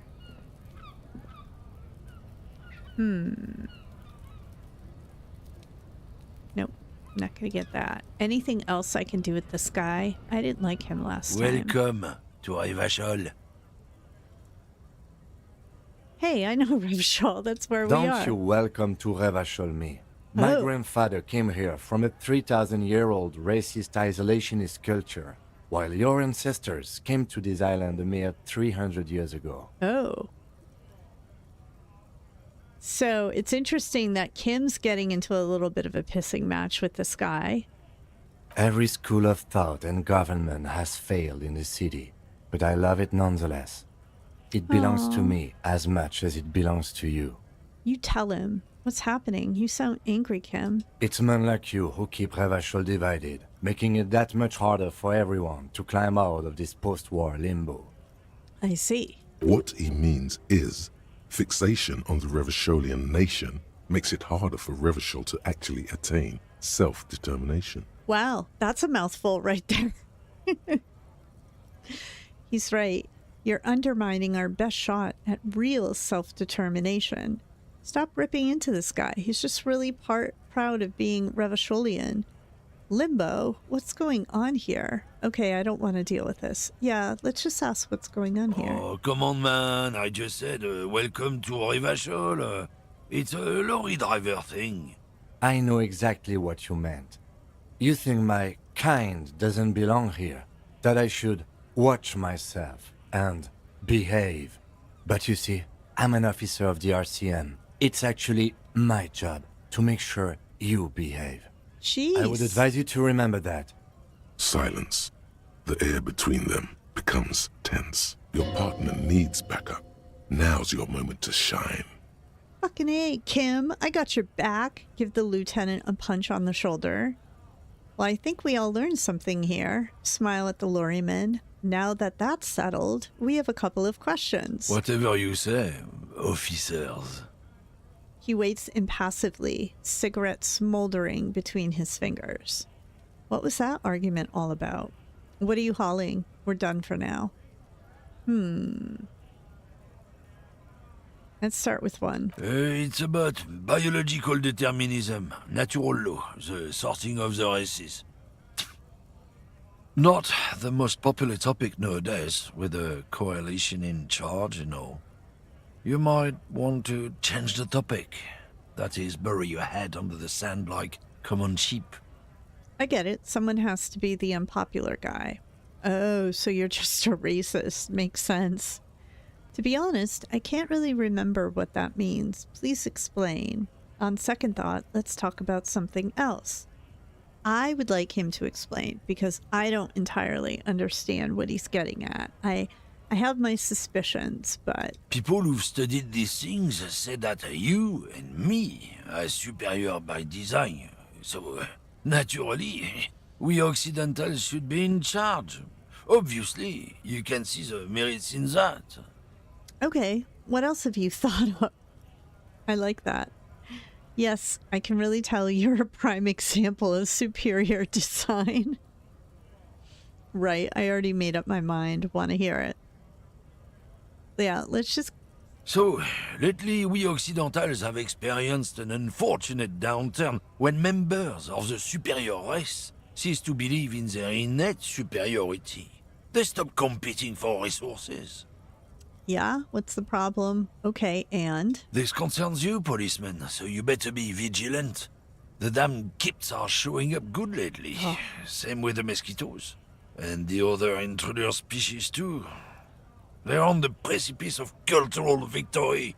Cultural victory? What is this then? Wait, what's this cultural victory? Uh-huh. Say nothing? Or right. I've already made up my mind. Want to hear it? Let's keep them talking. It's what the kips of Boogie Street are going for, right under our noses. And the others too, on the radio. Heard any chansons lately? Heard any motetos or leader? No. Dominating culture is how they plan to win. They say so themselves. So Boogie Street is something that Measurehead brought up as well, if I'm recalling correctly, which I think I am. It's true. Also, you need to realize the dangers of mixing races. Who knows what might happen if people don't stay in their birthplace? You might end up with a new subrace, with unknown characteristics, leading to extra competition. That's why you've got to control the offspring. Actually, what would happen is you would have more biologic diversity, which would be healthier for the human species, and probably much better than, the Habsburgs, right? In Germany, that did not work out so well with them keeping their gene pool very contained.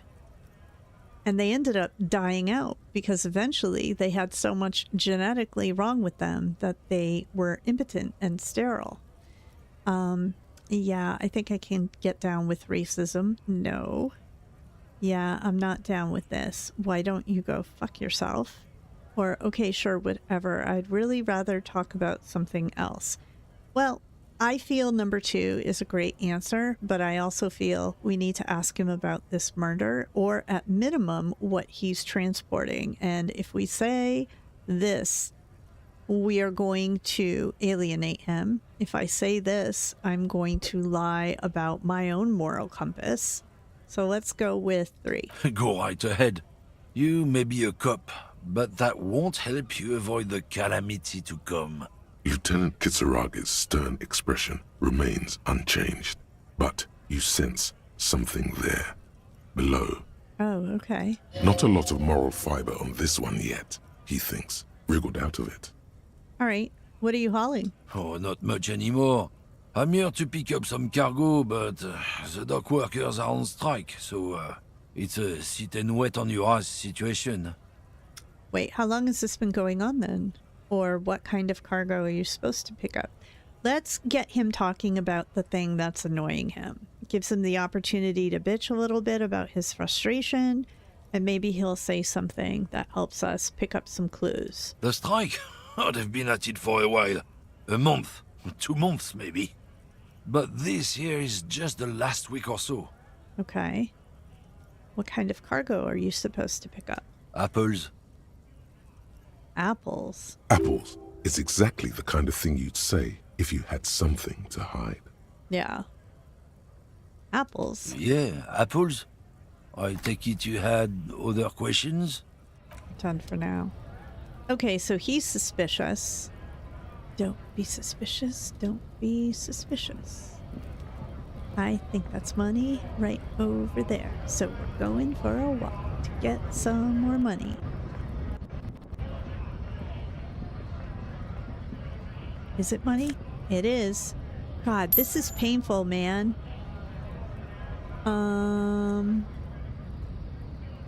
Oh, what's this? A lorry stuck in the traffic jam.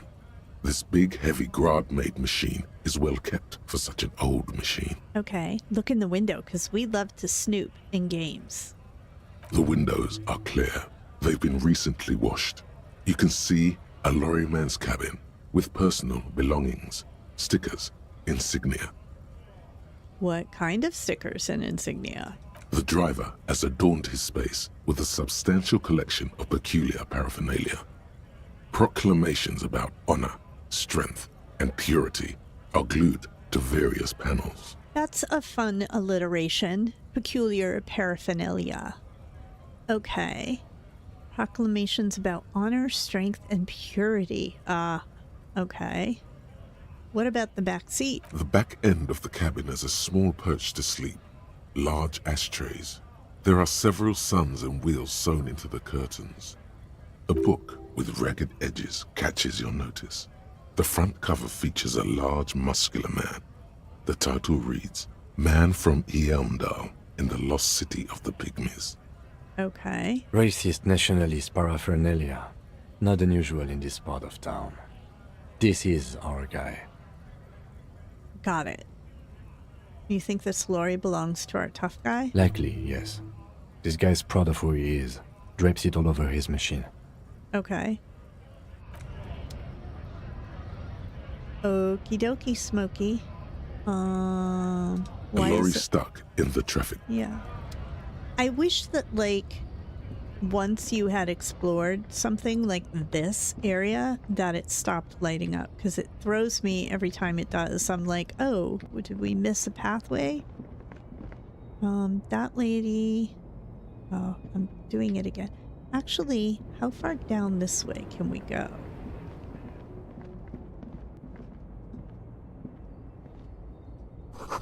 Ruins full of snow. No one lives here anymore. Take all. Physical instrument. Oh, we got a tank top, guys. So if we have to get into a fight with that giant racist dude, we're all set. Because, you know, a tank top makes all the difference. No, I can't go that way. All right. Let's go this way. Where are we going to go?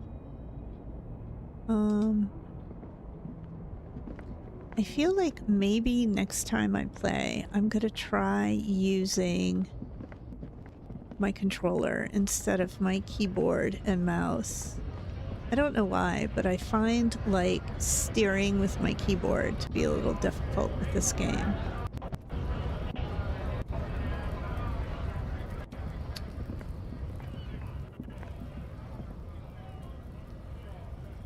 Welcome to Revocol. The Whirling-in-Rags. Closed for winter. Please use main entrance. I'm wondering if there's anything else here for us to explore inside of this. We talked to Gart and then we left. Yeah, so there is more people in here. What's this? A bottle of rum has been knocked over. Beautiful dark liquid is spilling out. That sugary black rum stain on the counter makes you teary-eyed with joy. It's almost touching how syrupy and sticky it is. How long have you been up already? You are not drinking. Oh, excuse me. Do you have something better to do than lust for sweet syrupy rum and lemonade? With a twist of lemon? Maybe lime. Maybe who cares? Just rum.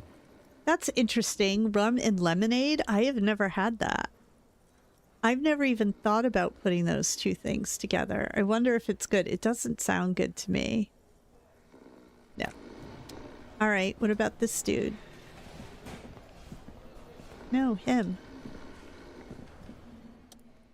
A man is sleeping at the table wearing mud-caked boots and rolled-down overalls. The back of his shirt reads Wild Pines, encircled by a logo with trees. On the counter, rolled out of his open hand, you see a blister pack of headache medicine. Pick up the pills. The man does not mind. You probably need them more than he does. You've just picked up some magnesium. This item is stored in the bottom left corner of the screen above your character portrait. Use magnesium to heal your morale if you have morale damage. I do have morale damage. How did you know? Oh, look at that. We've been wandering around this whole time for hours and hours in this game, and this is the first time I figured out how to take care of that. Who's this dude? It's all about money, you know? Is that it? That's all? We're gonna get, you gotta spend money to make money. Oh, I don't think that's entirely true, buddy.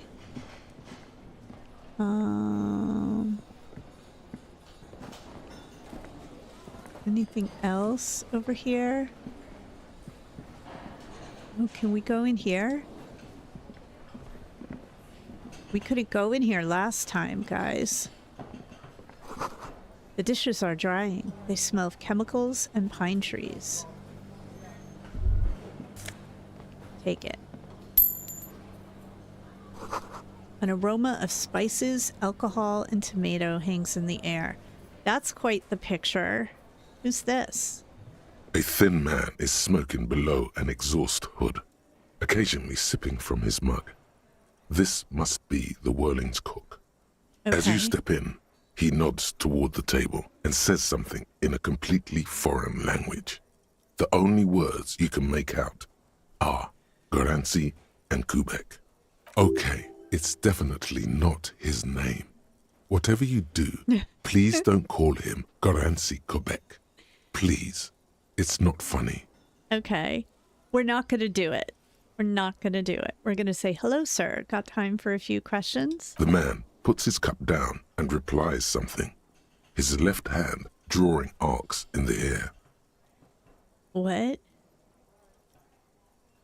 I don't think I need anything else. Stay masculine? What does that mean? You've got some impressive pots there. He smiles and bangs his ladle against each of his pots in turn. Okay. It's almost like music, especially with the sounds of assorted dishes boiling and simmering on the stove. All right. That's weird. Well, that was a very short conversation. Can we go in here? You see a heavy steel door with a prominent dimple lock. It's painted blue. Is that like the freezer of the restaurant or something? You immediately feel drawn to the color. Blue is for mystery. Touch the door. The cobalt blue surface feels rough to touch. The stainless steel door is flush with its frame on every side. Try to push on the door. I wonder where this door leads. You do? It's a door in the back of the kitchen. Why do you care where it leads? I am drawn to its cobalt blue. It's part of the Whirling-in-Rags. There's something about this place that makes me want to know. Out of duty, we may find something pertinent to the investigation. You're right, it's not important. Let's go. I want to say, like, this.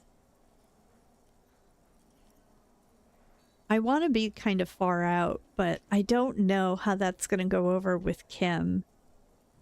And I feel like I need him because, like, this thing, I feel like we're not going to get him to open up to us more if he thinks we're crazy. Yes. I suppose it's worth seeing if we can get in. Just to be thorough. As a side investigation. Yeah. A mini side investigation. No, the door is a mega investigation. The door and the main investigation will merge into a stereo investigation. No, let's keep it cool. Gart is the person to ask about this. The cafeteria manager. Okay. So what do we got here? Oh, it's a secret passage. The door does not budge. Okay. I don't think Gart is going to let us in. I think he dislikes us enough to be like, nope. But we will try talking to him and see. Hi, Gart. It's your favorite. We're back. Guess who's back? Back again. Can I help you? So about that money I owe, I've seen something here at the Whirling-Gart, a thing I need to talk about. By the way, I'm going to sing karaoke here. Let's go with number 2. What thing? I saw a sign that said the mess hall is reserved for the Union. Oh, that's a good one. There's a mysterious blue steel door in the back of the kitchen. Oh, yes, that door, sure. There's nothing mysterious about it.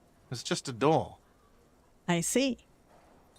Do you know what's behind it? Do you have... No, I don't have a key. I don't know how to get there. And I don't care either. It's not like I've been wondering about it for 10 years. It's just a frit warehouse, probably. That's a weird thing to say. It's not like I've been wondering about it for 10 years. Why would you throw that into the conversation? You could just say, no, I don't know how to get in there. I don't work here regularly. And leave it at that, right? Or some boring storage space with a bunch of old junk and dust. Junk and dust. He runs his finger across the counter to check for dirt. So think about this though, Gart. Like, you've got a dead body hanging in the courtyard. Like, anything could be weird and worth investigating. He's attempting to maintain an air of indifference. Right. It's absolutely not convincing. I think you'd like to know what's back there. Let him get to pretend it. No. Fine, okay, a little. But my job doesn't leave me time for wondering about one locked door in one of the cafeterias I manage. But we can help you get in there and know. So I haven't opened it, I have cleaned the whole place 100 times over, though, after the animals. And I haven't found a key, so good luck with that. Okay. I saw a sign that said the mess hall is reserved for the Union. Yes, not the whole damn Union, thank God. Just the nastiest and loudest faction. He tosses his head in disdain. They come here in the evenings. Dumb, unruly types. Think they're big shit. But they're good customers. They place big orders and always pay on time. Oh, yeah. Sorry, buddy. We're trying. We've got $7 saved up. We should find out who this Lord faction is, occupying the booth. Loudness means talkative, and we need info. Gives you a meaningful nod. So I just have to say, if you're wondering why the thumbnails for all of my games say another rabbit hole, it's because this is what my side quests look like, people. Right here. Look at that list. Like, I have never played a game that has this much distraction going on. And yesterday's live stream, I got totally sucked into some of this other stuff. Okay. All right. How do we find them? We don't.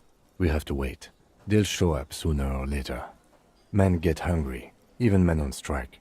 You glance at the clock on the wall behind the manager. Huh. All right. It's after 1600. The sign said reserves starting 1600. Why isn't anyone in the mess hall? Good question. He turns to the cafeteria manager. They're probably getting drunk or protesting something somewhere. Or laying low after the, lynching.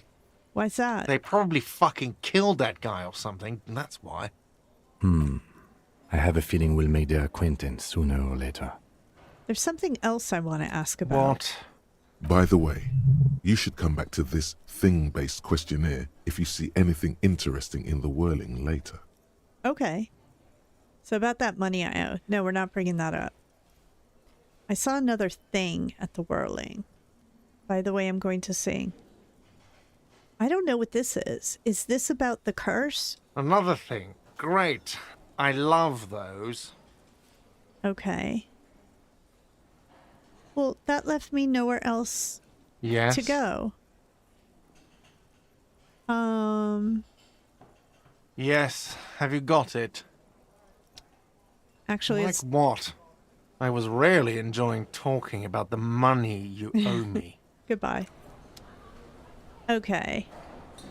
I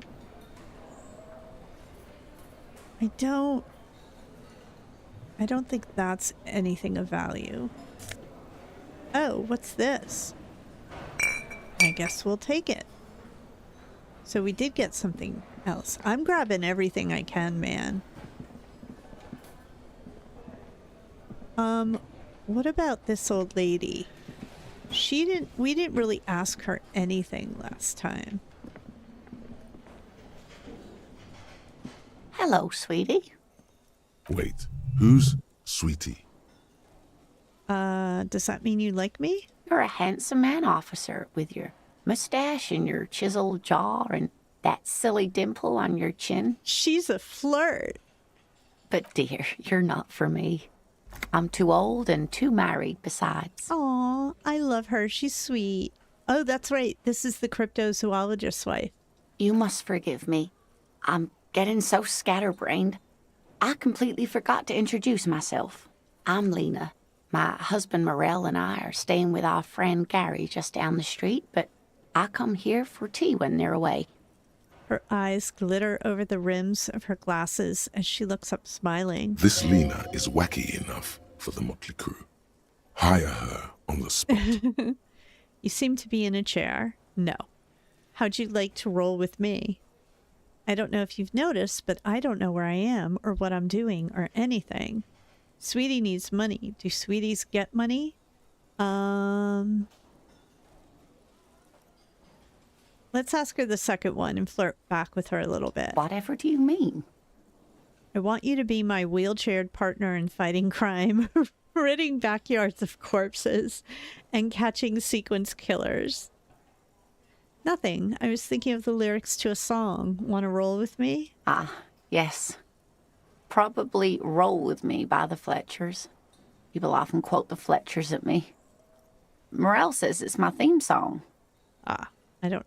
Yes, officer. You look rather dazed. Like a stunned fox. But surely things can't be that bad.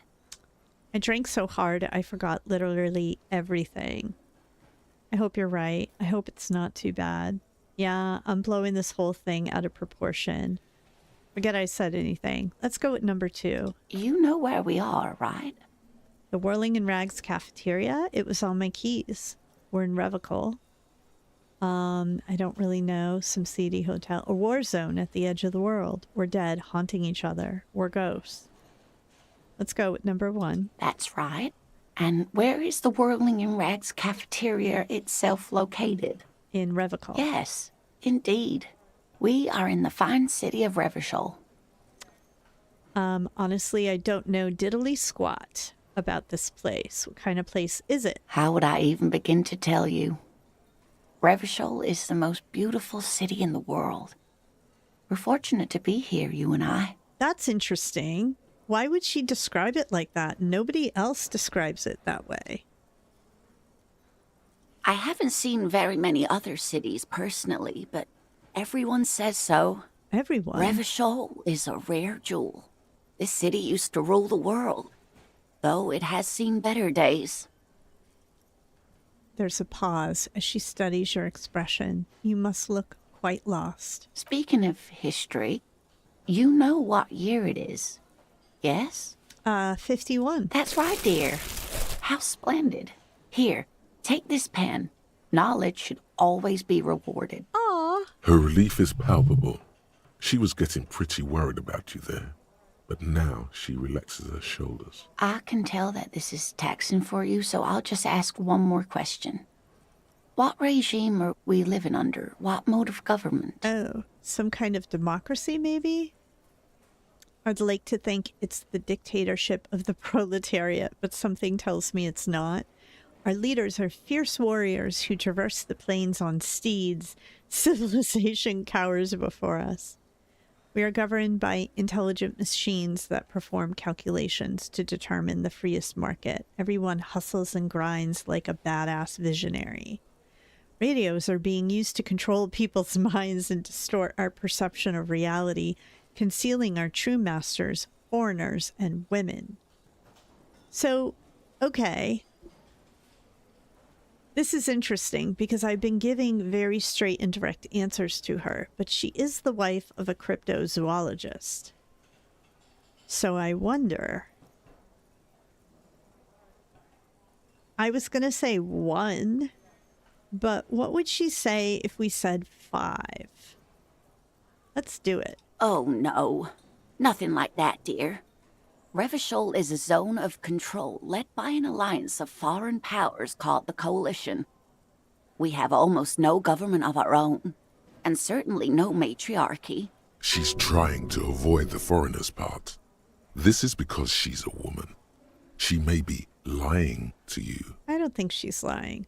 If there's no government, how come there are cops? I don't even know what to say. I'm so disappointed. Yeah, let's go with 1. Oh, dear. This is troubling.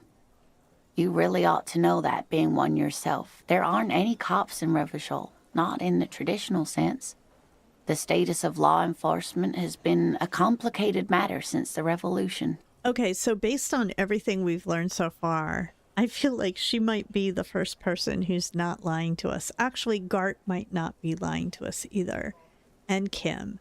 But those are the only 3 people so far that I kind of trust. But we should stop for today, sweetie. You look like you need a break. Besides, I'm not the best person to explain the big things to anyone.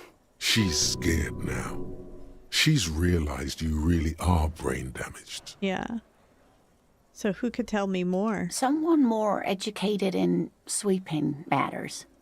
Maybe you should ask. She turns to the lieutenant. No. I'm not an encyclopedia. I won't be a guide either. I'm a detective. Of course. Then I don't know. Someone rich, maybe? Wealthy people are educated. though I don't know where you would find a wealthy person in Martinaise. We already found one. What did we get now? Find out who's in the union box. Okay. Get a reality lowdown. You have no idea where you are. Lena encouraged you to ask others to explain the world to you in greater detail. Perhaps try a rich person. Rich people are educated. Okay. Do you think she would give us money? Let's ask. Oh, sweetie, I heard your conversation with the manager about your financial troubles. When do you get your next paycheck? If she could, this woman would feed and clothe you and every other sad, lost person on this earth. Aww. Oh, guys. Let's try. Your deportment remains dignified as you shed a single manly tear. It isn't easy for me to ask this of anyone, but I am at the end of my rope. Any money you could have helped me? Sweetie, I only have a few cents on me, but I could give you this to pawn. Just to tide you over. She unfastens a gold commemorative pin from her left jacket pocket and drops it into your palm. Wonderful. He has a pin. The pin is round and slightly tarnished. 3 sailboats in bas-relief with the sun hovering over the water behind them. A chipped green banner at the bottom reads, San Baptiste, Summer 31, Dinghy Races. What is to pawn? Where can I pawn the pin? Oh, you know what?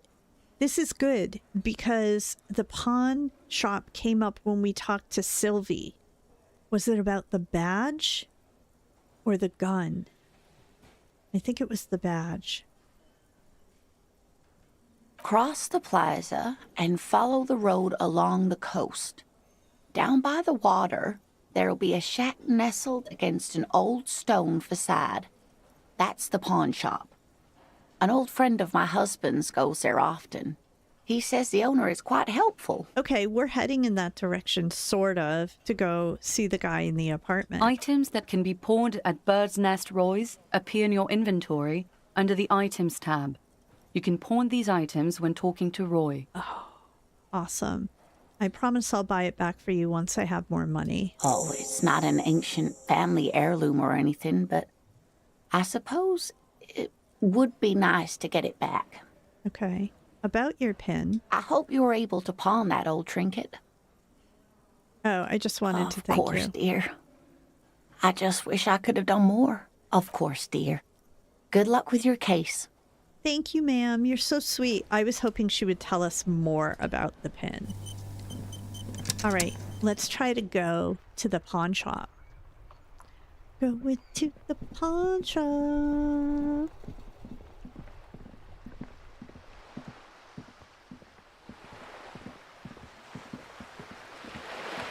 Going to the pawn shop. It's around here, right?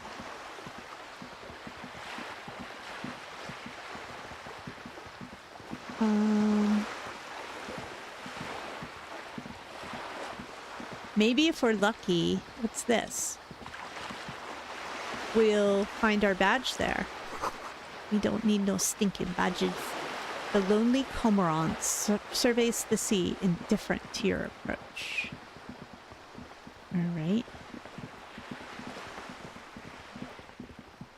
I hope this is the right way. This doesn't seem like the right way. Wish we had a map.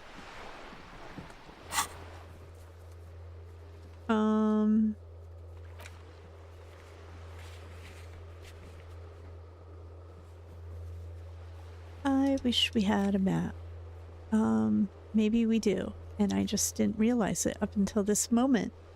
Sleeping dock worker. Mirror. Electric doorbell. Okay, this is not. Acquire a copy of the city map. Oh, okay. Wait, what did I just hit?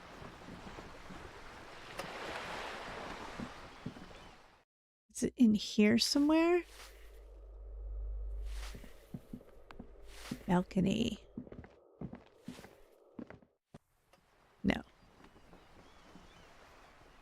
What is this?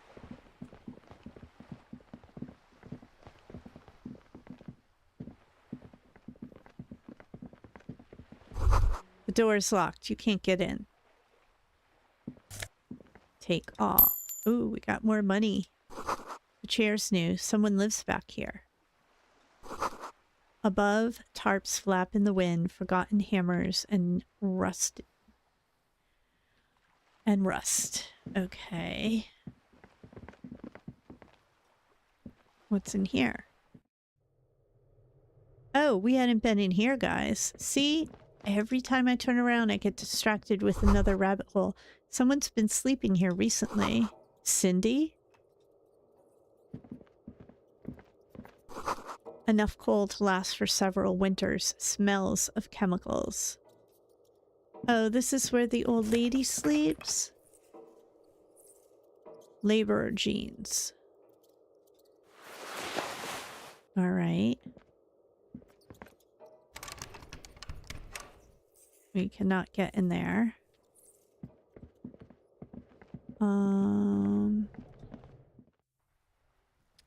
That didn't get us where we need to go.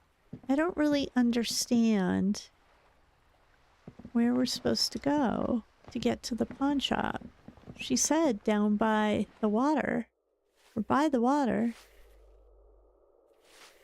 Oh, what's this over here?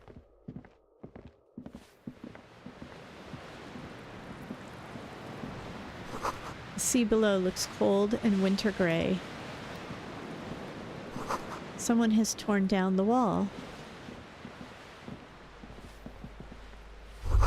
An old grocery list on the table and checks. What happened here? You can't foreclose on an apartment with a hole in the wall. It will still be accessible through the apartment next to it. That one didn't have a door. Sadly, nothing of great value remains here. Except the stuff in the fridge. Indeed. Okay.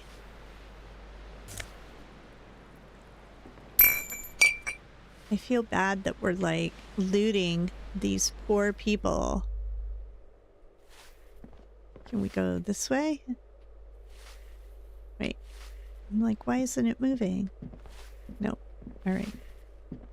Alright, come on. This way.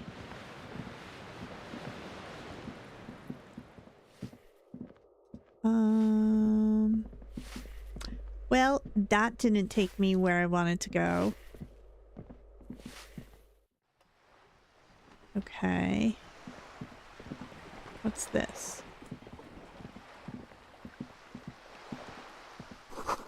Cape Side Apartments.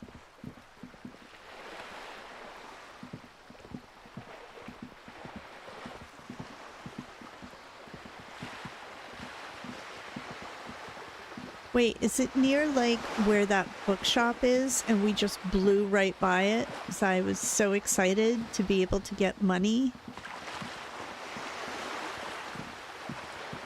I feel like if we don't pay that dude soon, he's gonna kick me out. To Roundabout North, to Cape Side Apartments, and the pier. Okie dokie, Smokey. I know where the maps are. How much do you guys think the maps are? Do you think they're very expensive? Oh, we want to go. I want to go behind that curtain man. Several maps have been the maps look old and faded. Your eye can I'm sorry, officer. The map of Martinaise is the only one available. The other two are not for sale anymore. And besides, you could scarcely afford them. They're quite valuable, though they might not look it. The map of Martinaise is 90 cents, though. Why is the one of Martinaise so cheap? That old thing. It's an out-of-date map of a tourist location that never was nor came to be, from when some design studio people tried to spruce the place up 4 or 5 years ago. They also renovated the horse statue, set up those coin-operated viewers, and designed the new street lamps. The place does not look like a successful tourist trap, does it? I wonder if it's going to tell us of some secret places we're not aware of, though. They didn't get that far. for some reason. A shame the project never got going. Would be nice if someone fixed Martinaise up. All these ruins are bad for business.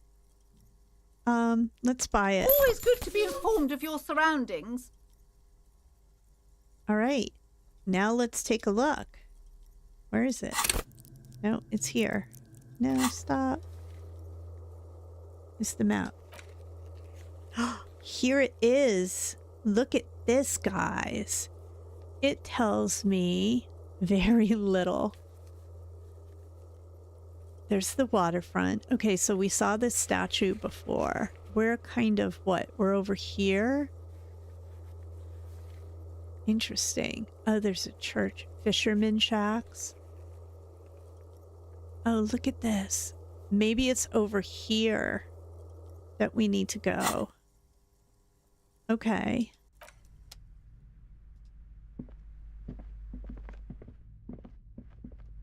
Well, that was progress.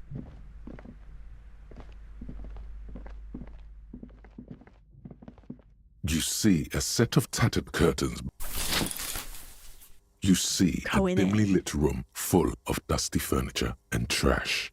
A doorway stands in the back, covered in dozens of scary little Seminese wards, your shadow looming over it like an omen. She tries her best to look away, her round face buried in her hands. Let's do this.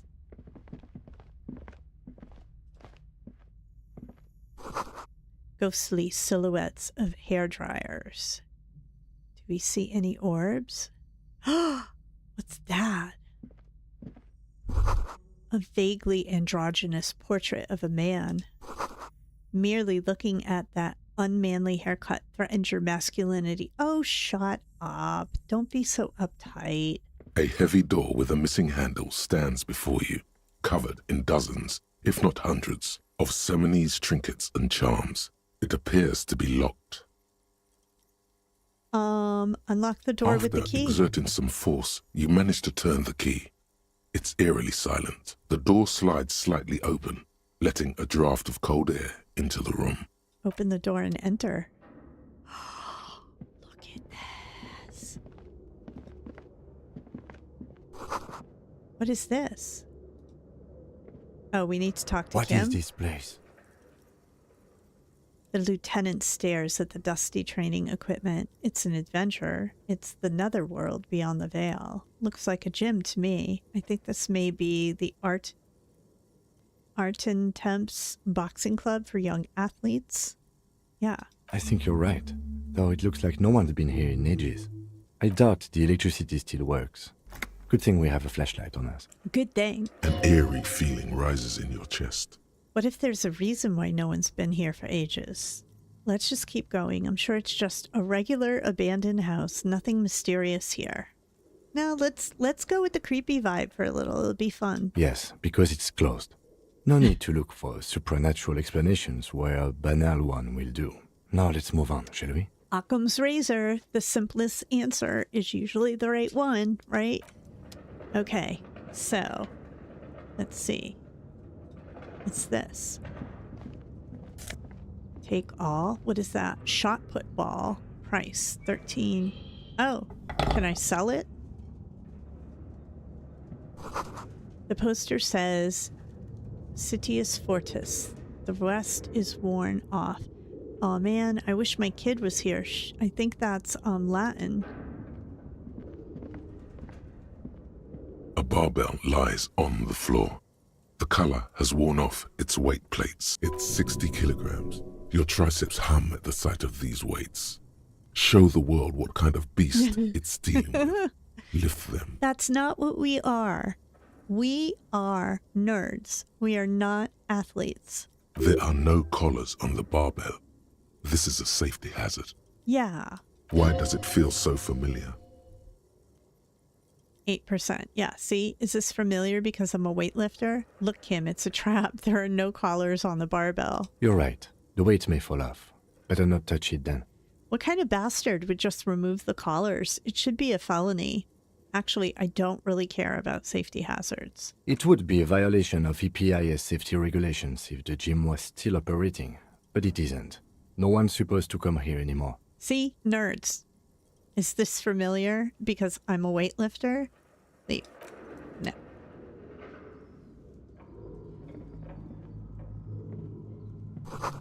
Worn out wall bars. They look unsafe. Anything over here? Can we go up there? Is this going to take us to the chimney and we're going to see the lady? The hallway is blocked by old window panes and debris. Looks like the remains of the 24H window repair shop. Okay.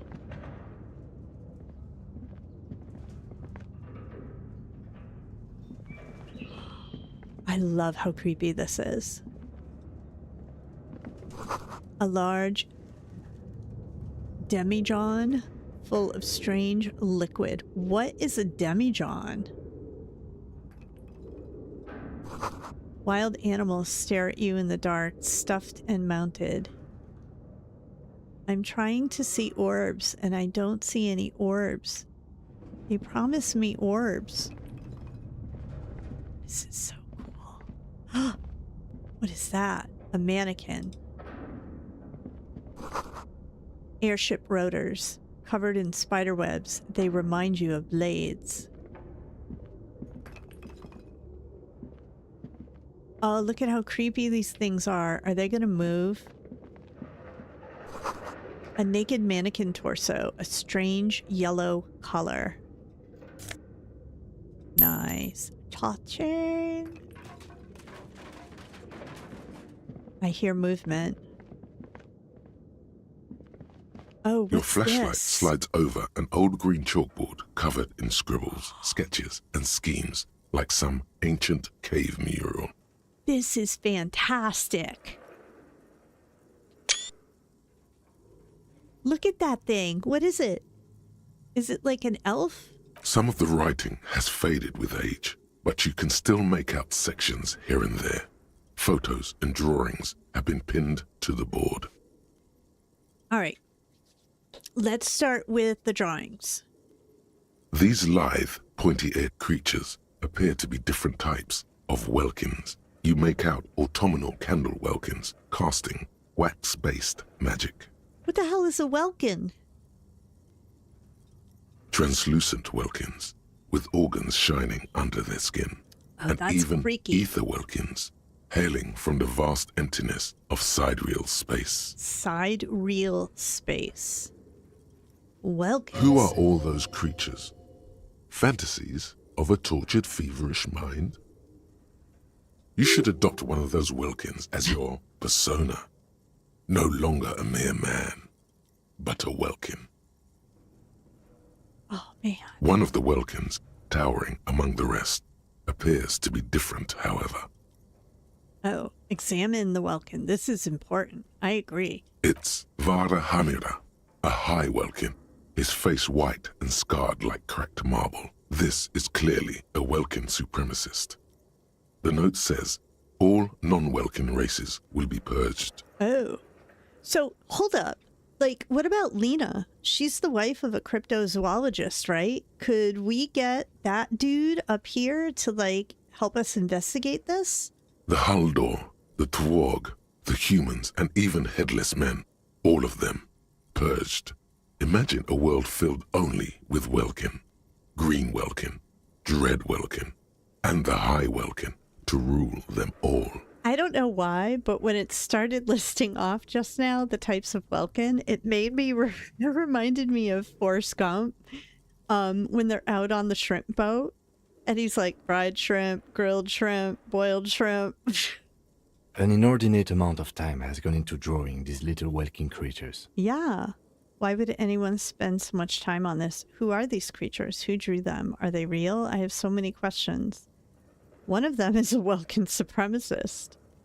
Well, this has been educational. Let's move on from the welkins. Now let's go with 3. Mm-hmm. Political commentary. That one has a great beard, too. Yeah. The lieutenant nods at the welkin's facial hair. Who are these creatures? This looks like concept art for a project. It's not really real. Oh, Kim, you would be surprised what people believe. Why would anyone? Some people really like building a world, I think. Even if it's just for a game. I think he's calling us out. Well, this Just look at those details. So much effort. And for what? All gone. What do you mean all gone? It's right there. Inspect the photos. The photo collage depicts barren, icy landscapes wrapped in perpetual night. You see permafrost and glacial landforms, dead trees grown in under the snow. Okay. Entire oceans have been frozen from shore to shore. There are pictures of settlements on dried-up riverbeds, abandoned in a storm. Animal corpses in the dark, carcasses and bones. You see primitive oil rigs built into glaciers, boreal dvorg, yurts under the snow, great mammoth-like beasts of burden. Albeit dark and cold, this vision also feels cozy in its own way, like eggnog or morphine, a much-needed respite from our own world. I don't think I've ever heard eggnog and morphine collectively defined as cozy before. A pinned postcard reads, "The heat death scenario, a desperate fight for geothermal energy engulfs the world as Wirral becomes untethered from its sun, drifting through the universe." I don't have the slightest idea what that means, and quite frankly, I'm still kind of fixated on the eggnog and morphine cozy. This is a monthly calendar from the year 50. Oh. Cryptic words like sprint, daily minimi, and GPI span the marker-drawn grid, the grand scheme of production and money. Minimi stands for a mini-meeting. It's part of a bigger framework for managing work called RUN. Station 41 tried to implement it a few years ago, but failed. Interesting. As time goes on, the numbers in the boxes grow rarer and rarer. The board becomes an empty snowfield in the final days. Only failure and regret dwell in this region. What is going on with this Project Dread? What is this? Looks like they didn't make it. Oh. A note in the bottom left corner of the chalkboard says, "See the prod schedule filament for details." Okay. Inspect the notes. Handwriting is only partly legible, but you can still make out 3 slogans: "Call in, tune out," "Wirral untethered," and "Heat death of the universe." Heat death of the universe. Morphine and eggnog man. Do you hear those noises? Scribbled across a notebook, developers of the most advanced RPG in the universe.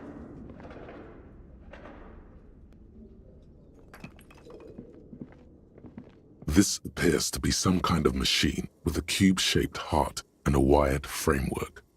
The keyboard has a rectangular on-off button. A piece of paper still hangs from the printer. Okay. A radio computer. Just sitting here without anyone inside. He sounds surprised and a bit cautious.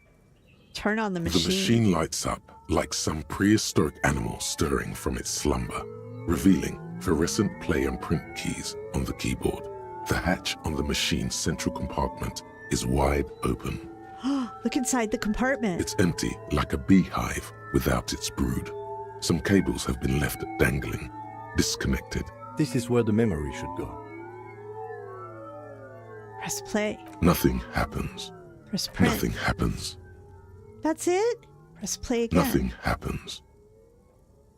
Are you serious? That's it? Womp womp. Man. Blue velvet, soft to the touch. Moth bitten. You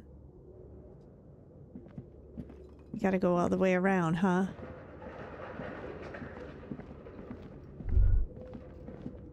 I'm having a thought.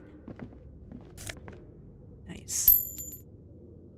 What was that thought? Is this Emma's atelier? What?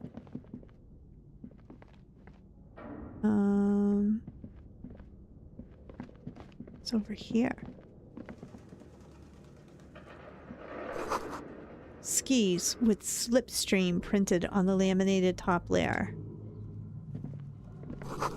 Steel rotor blades bearing a slipstream logo. What's this? Production schedule, filament memory. Oh, if we put this in there, then will it work? Where are you going, buddy? That's it, right? Yeah, let's go back to that computer and try. Okay, I was hoping we could like break down that door to our left or something, but we can't. Let's go back over here.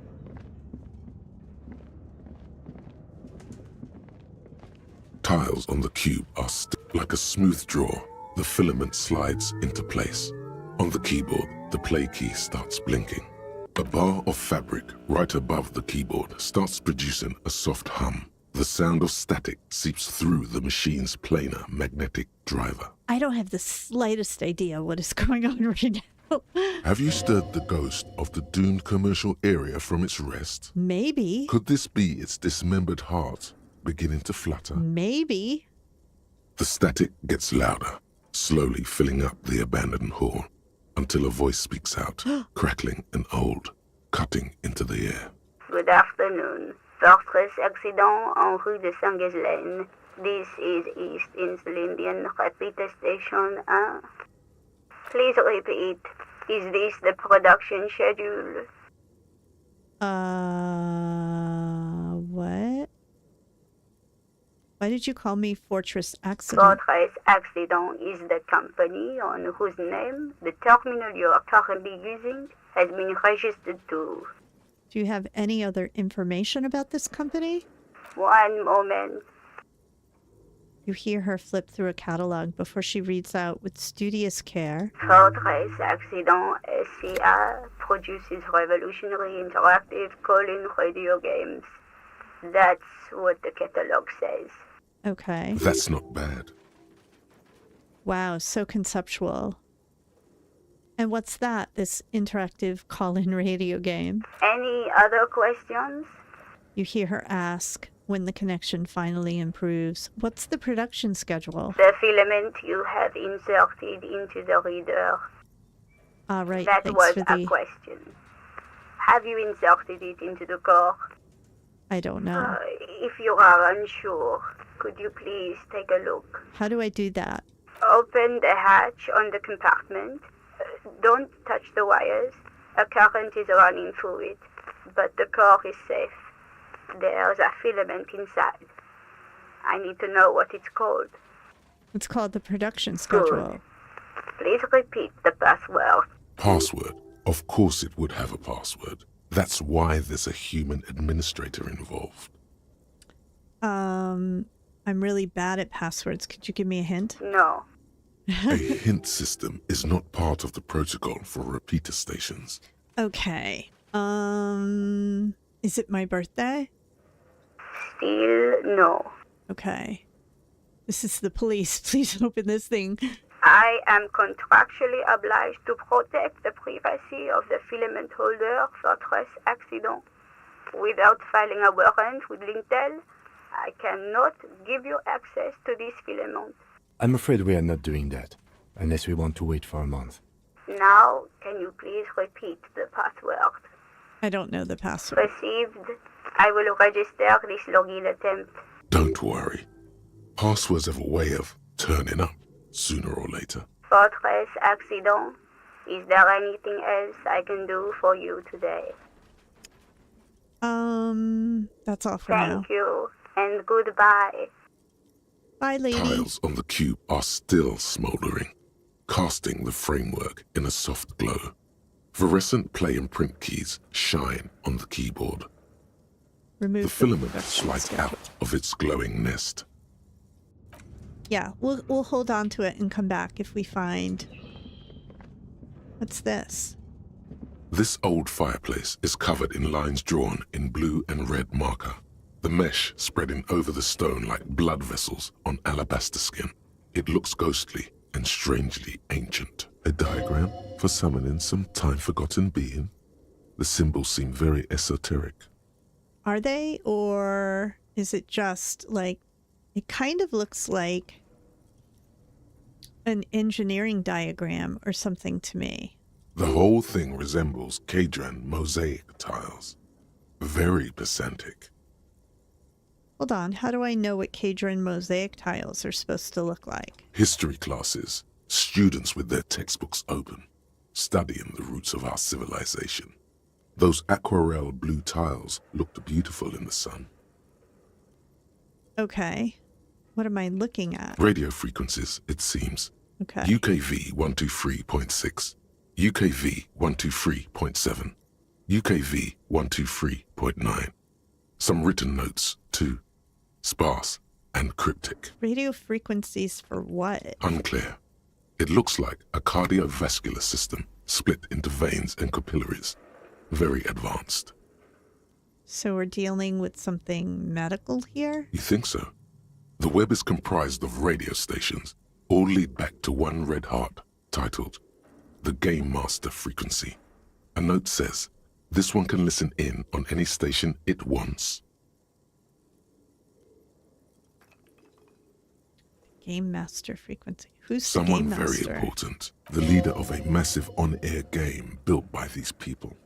Interesting. A conductor for the hundreds of story threads that pass through the Game Master's frequency. If it's a game, who's playing? Whoever decides to call in to a call-in station, it looks like. All of this is gone.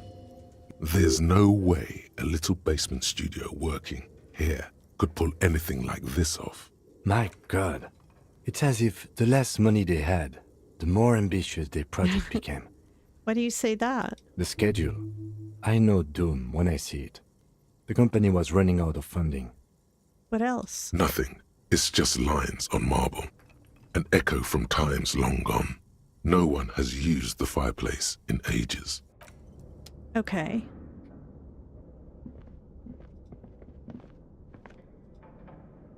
Okay. What do you think is going on with that computer, chalkboard, and fireplace? Let's see. Someone tried to exorcise the curse using technology. Looks like an undercover counterintelligence program. It's just a failed business. The only question is, what the hell were they making? No time. Let's move. I think it's 3. Yes, that is the question. The lieutenant takes a step back, steepling his hands. It looks like one of those popular pen and paper role-playing games. Only these people were trying to automate it, make it work on radio computers. Utter madness, he thinks, as a compliment. It's funny that we're playing a game and we landed in this room. How are they planning to do that? Like, I don't know. It's kind of like, have you ever seen, like, a picture? And then there's another picture in the picture and another picture in the picture. And it's infinite. It gives me that feeling for some reason. How are they planning to do that? Has anyone ever done this before?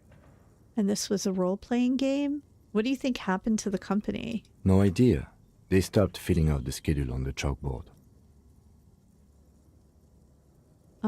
Has anyone ever done this before? Not to my knowledge. They make automated games in Graz, Messina, Königstein. You know, places with industry. Not in Revachol West, among the ruins. But I don't think anyone has attempted to create an interisolary game before. We just don't have the technology. And this was a role-playing game? Indeed. Those Welkins are a dead giveaway. Role-playing people love that stuff. The world looks like a modified version of the WeWorld board game, with hit death thrown in. Wait, at that bookstore downstairs, there's these games on the center display. Super cool. Someone should give them millions of real immediately. This game is too good to be left unfinished.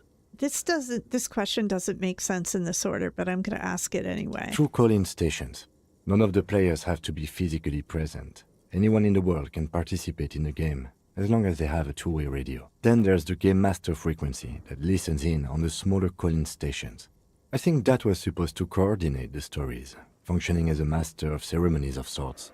Wow. Indeed, it's ambitious and untethered from reality, but...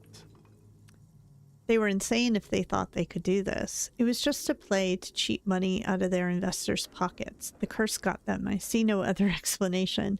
The world is cold and lonely. This would keep it company. Let's finish it. Do we have any money? Let's give them more money so they can finish it and make it even bigger.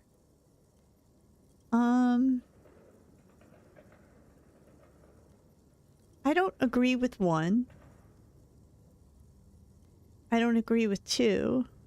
I don't agree with 3. I kind of like 4 for some reason. And I can't even explain why, but let's try it. It's too late for that, I'm afraid. See, he's kind of half smiled. He appreciated that. Okay, let's keep moving. All right. Oh, look at this.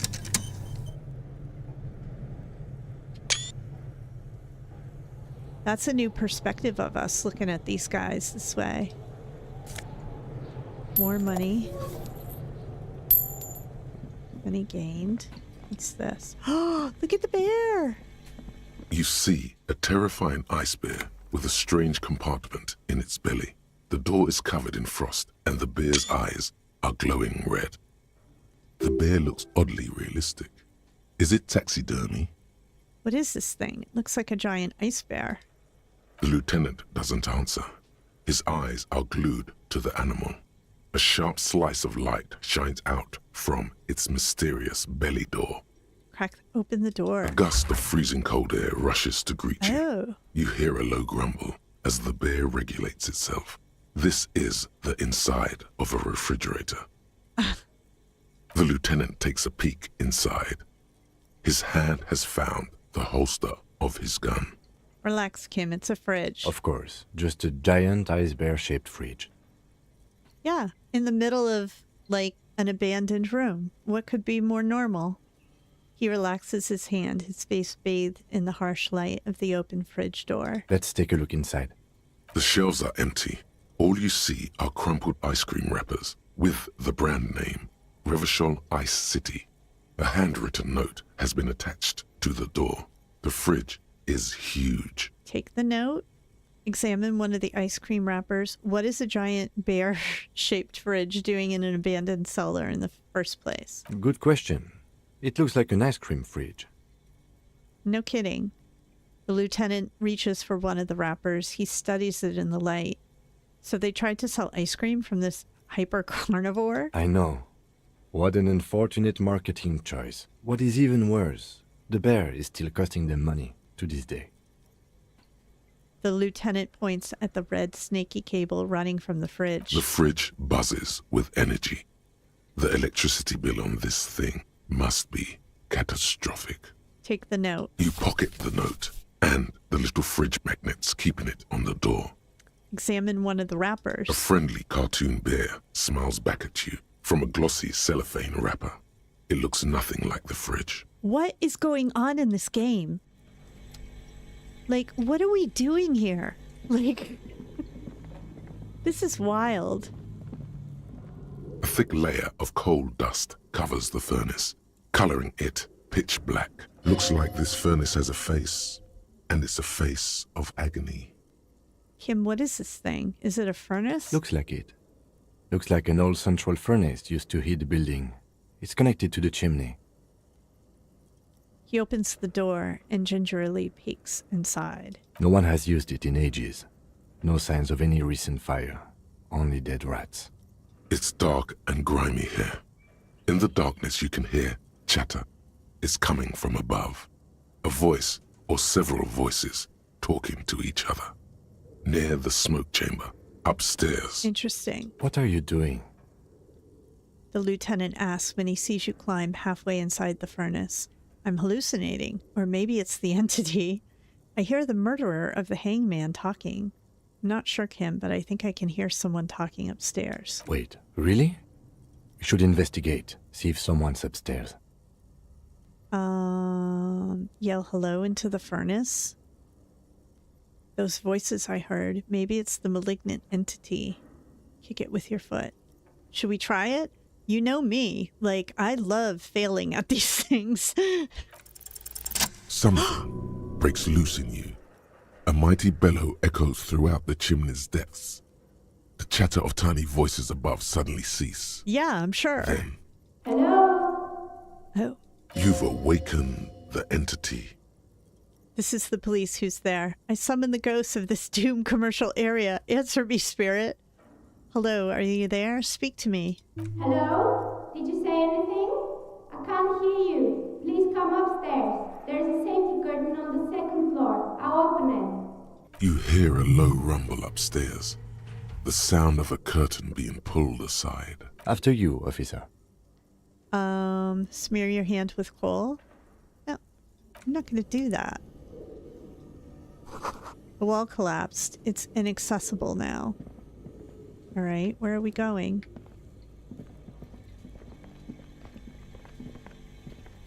I need to pull back so we can kind of see where we're supposed to go. An ice cream maker defrosted and unplugged.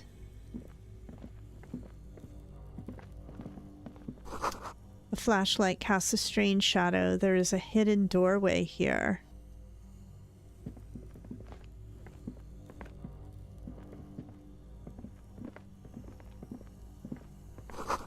Two rusty rifles are hidden above the piping. They look inoperable.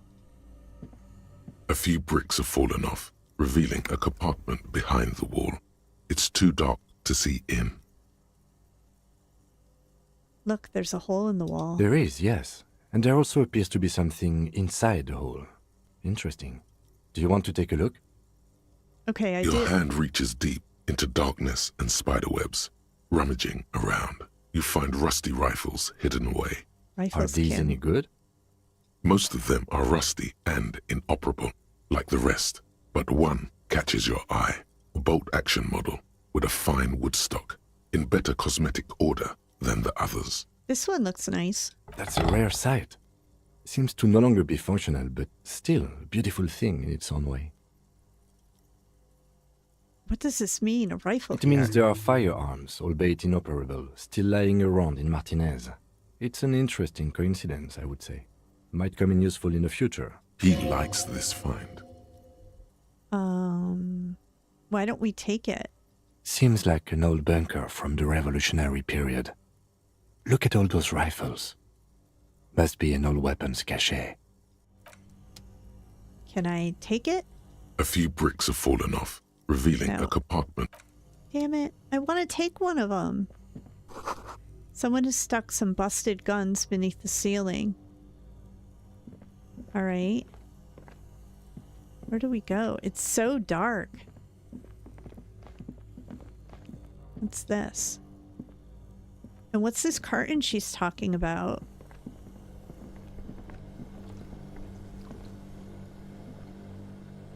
A frozen ice cream maker that's still running?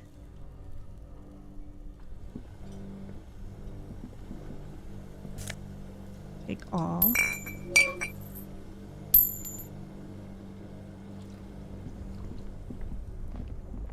Two cables are plugged into the breaker box. The red one leads to the ice bear fridge, and the black one to the ice cream maker nearby. No, why would I unplug it? I don't care. I'm not paying the bill.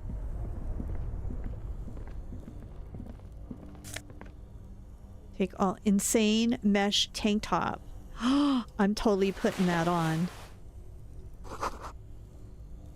We're putting that on right now. Let's take this and put this here. And let's take this and wear this as our shirt. Oh, look how cool we are. We're so cool. I love our getup. Okay, what else is there? Oh. We came out this way. Wait, I want to go... How do we get... Where's... She said there's a curtain. Where is it? On the second floor, right?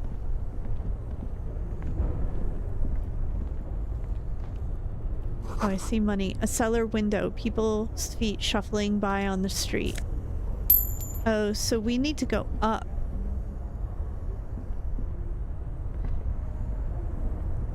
Oh, wait. Is she talking about a curtain door in the, bookshop? Or is it up here? No, this is the way we just came.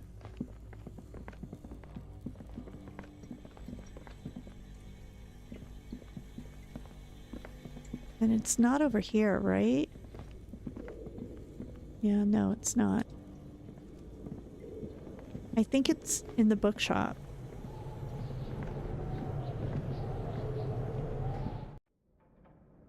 Or somewhere. Where there's a staircase? I don't know.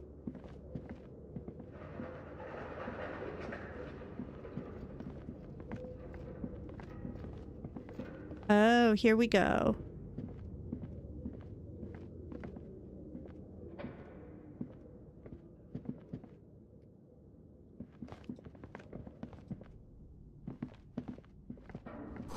Shoes in a puddle of melting snow.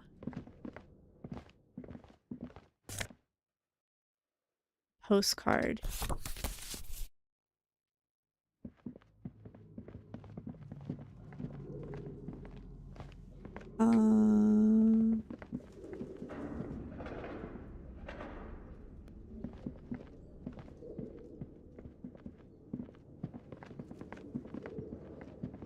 Wait, no, we were already there, weren't we? Yeah, we were already there. How? I'll be honest with you, we roamed around so much, I don't even entirely remember how we got in here. Watch, I just got us lost. I do this all the time in games, just so you know. I get so engrossed in what I'm exploring that I'm not always paying attention to how I got to where I am. Okay, I remember the mannequins and stuff. So I think we want to come out this way. Yeah.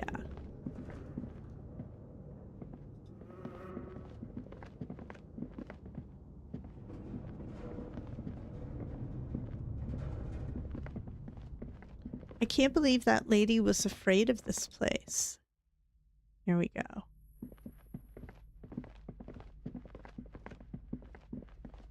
Now, am I right about my theory that there's a curtain up on the second floor?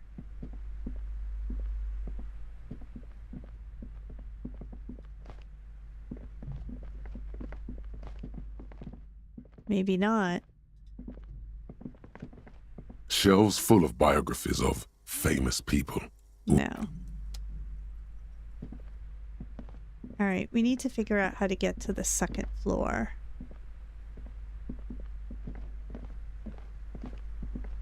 Anything else that she can tell us? You're alive and well. Don't keep me waiting now. What's in there? In that dark sarcophagus? Yes, yes? How? Tell her how ghastly it was. You know it's what she wants to hear. It was a charnel house of failed business enterprises, leeching life energy from this bookshop. Honestly, a dump. Nothing to see there, just heaps of garbage. Someone should let the sunshine in. I am in no position to give out personal opinions. Let's go with number 1. I knew it. Oh, such horrors that have been thrust upon us. She shakes her head. But what else did you find? Did anything survive? No, of course not. Have you located the entity? You don't have anything of substance to tell her until you found that entity of hers. Yeah. That's all I can say for now. Okay, so what time is it? What do we have here? Items. Commemorative pin.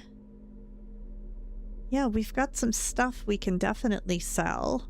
So that's good. Oh, what did that note say? A handwritten note you found from the giant ice bear fridge. It still bears some marks from the fruit-shaped kitchen magnets that were used to secure it to the refrigerator door. Yeah, but what does it say? Interact. The note is written with a blue pencil on a piece of lined office paper. The kitchen magnets have left spots on its surface. Okay. Does it say anything interesting? The lieutenant leans closer to read the crumpled note over your shoulder. This is tangential at best, but the lieutenant's detective instinct is still active. Someone has scribbled, S. I can't believe the off-site copy is still here. The illiterate ginger kid keeps stealing stuff from the studio, so I had to hide it somewhere safe. Kuno strikes again. You'll find the filament memory with the off-site copy in the frozen ice cream maker. Please take it home, ASAP. It's important. I'd do it myself if I lived in a civilized place with a freezer. Take care. Sully Soif. I wonder who wrote that note. Remind me again, what's a filament memory? We know what that is. Who's the It's Kuno. Do you have any idea where the frozen ice cream maker could be? I wonder who wrote that note. Looks like someone from that radio game company upstairs. I'm a little surprised they just left their property lying here. Maybe they had to leave in a hurry. That's a plausible hypothesis. Let's see if he agrees that it's probably Kuno. Really? You don't have a single guess? You mean Kuno? Oh, I'm sure that child would love to get his hands on the filament memory. Oh, Even yeah. if he doesn't know what to do with it, he'd probably try to pawn it for speed, based on our encounter. Okay, put the note away. All right, for now, we're putting the note away. Okay. Cool. What time is it? That little girl's still freezing her butt out here, huh? All right. We need to go, not yet, but soon we need to go and try to find that guy in the apartment. But for now, I'm going to quick save. And then I am going to go and start my evening by disappointing, what is his name, Measurehead? Because I am having a baked potato with my dinner tonight, guys. And so, yeah, I want to thank you for joining me. I hope you're enjoying the playthrough. I am so engrossed and obsessed with this game, and I can't believe how many rabbit holes and side quests were down. Like, I could spend hours and hours on this, but we are going to live stream again tomorrow night. It's going to be a Friday, starting at 5:30 Eastern Standard Time. If you appreciate any of my gameplay or are enjoying it, please drop me a subscribe or a like. It really helps me out. I'm a brand new channel, just starting to get off my feet with mystery gaming. And hey, if you have any tips for me that don't include spoilers, drop them in the comments, because yeah, I would love to hear what you guys think. If you have any speculations on what you think is going on with some of this stuff, I'd love to hear that as well. I love to speculate about mysteries. But until tomorrow, have a good night.